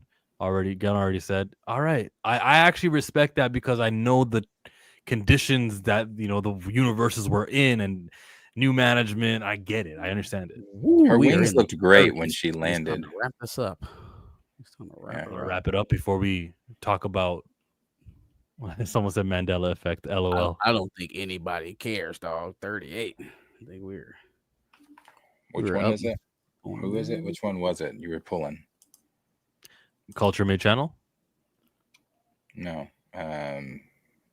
You said you were going to pull something else before Mark said that. No. I was looking and I was searching to see what was next. I don't think it is. I see. We did the boys. We talked X-Men. I mean boys Marvel. We did everything. So we're good to end it. There's a couple trailers I wanted to share, but it doesn't matter. Don't worry about it. Yeah, I'm about to watch this Blue-Eyed Samurai trailer, but I gotta watch that on my TV. I can't watch it on this little last screen. I gotta watch that on my TV because that yeah, been waiting on that one. I'm excited. What trailer were you showing? I don't even know what it's called, but it was on Netflix, and I was like, oh, the Cell thing, that other animated deal, Splinter Cell. It looked pretty good. Does that have white people in it? Were they animated? No, it wasn't an animation. No. I don't know. Well, these were white animated people. Mine was a black thing. Oh. No. Well, if there is nothing else, we do, of course, always appreciate you guys hanging out with us on this Thursday evening for another riveting episode of the Pantheon. Riveting. We are back, of course, next Thursday for another episode of the Pantheon. Marcus is live on Sunday for Back at the Bus. Chill and I are live tomorrow morning for the morning report. I believe Tina's got some videos that she's just put out that you can go check out. Check out Culture Made channel, Torian, if he is in here, network as well. If I'm missing someone, please forgive me. You're missing lots of YouTubers. Well, like, I'm talking about ones that all. were in here. Ones that were in here tonight. Like Spoiler Kings, we know. You can go check out Spoiler Kings. They're live right now. Yeah, and check out Dre Mac. Check out Biggerford Entertainment. Yeah, check out everybody. Check them all out. Appreciate all you guys, though, as always. Appreciate the super chats and everything like that. So if you liked what you saw here, hit this like button. Subscribe to all of our individual channels. I am Planet Fanatics. That is Marcus. That is Chillmonger. We have been Pantheon. We hope you guys have a blessed and safe night and a happy weekend. Cue the Josh. Hey, I've been watching y'all every single time on Thursday and Friday because I swear to God, y'all switch up every now and then. But rock out. I'm fucking with it. I'm out. Thank you, Josh. Appreciate it. I know.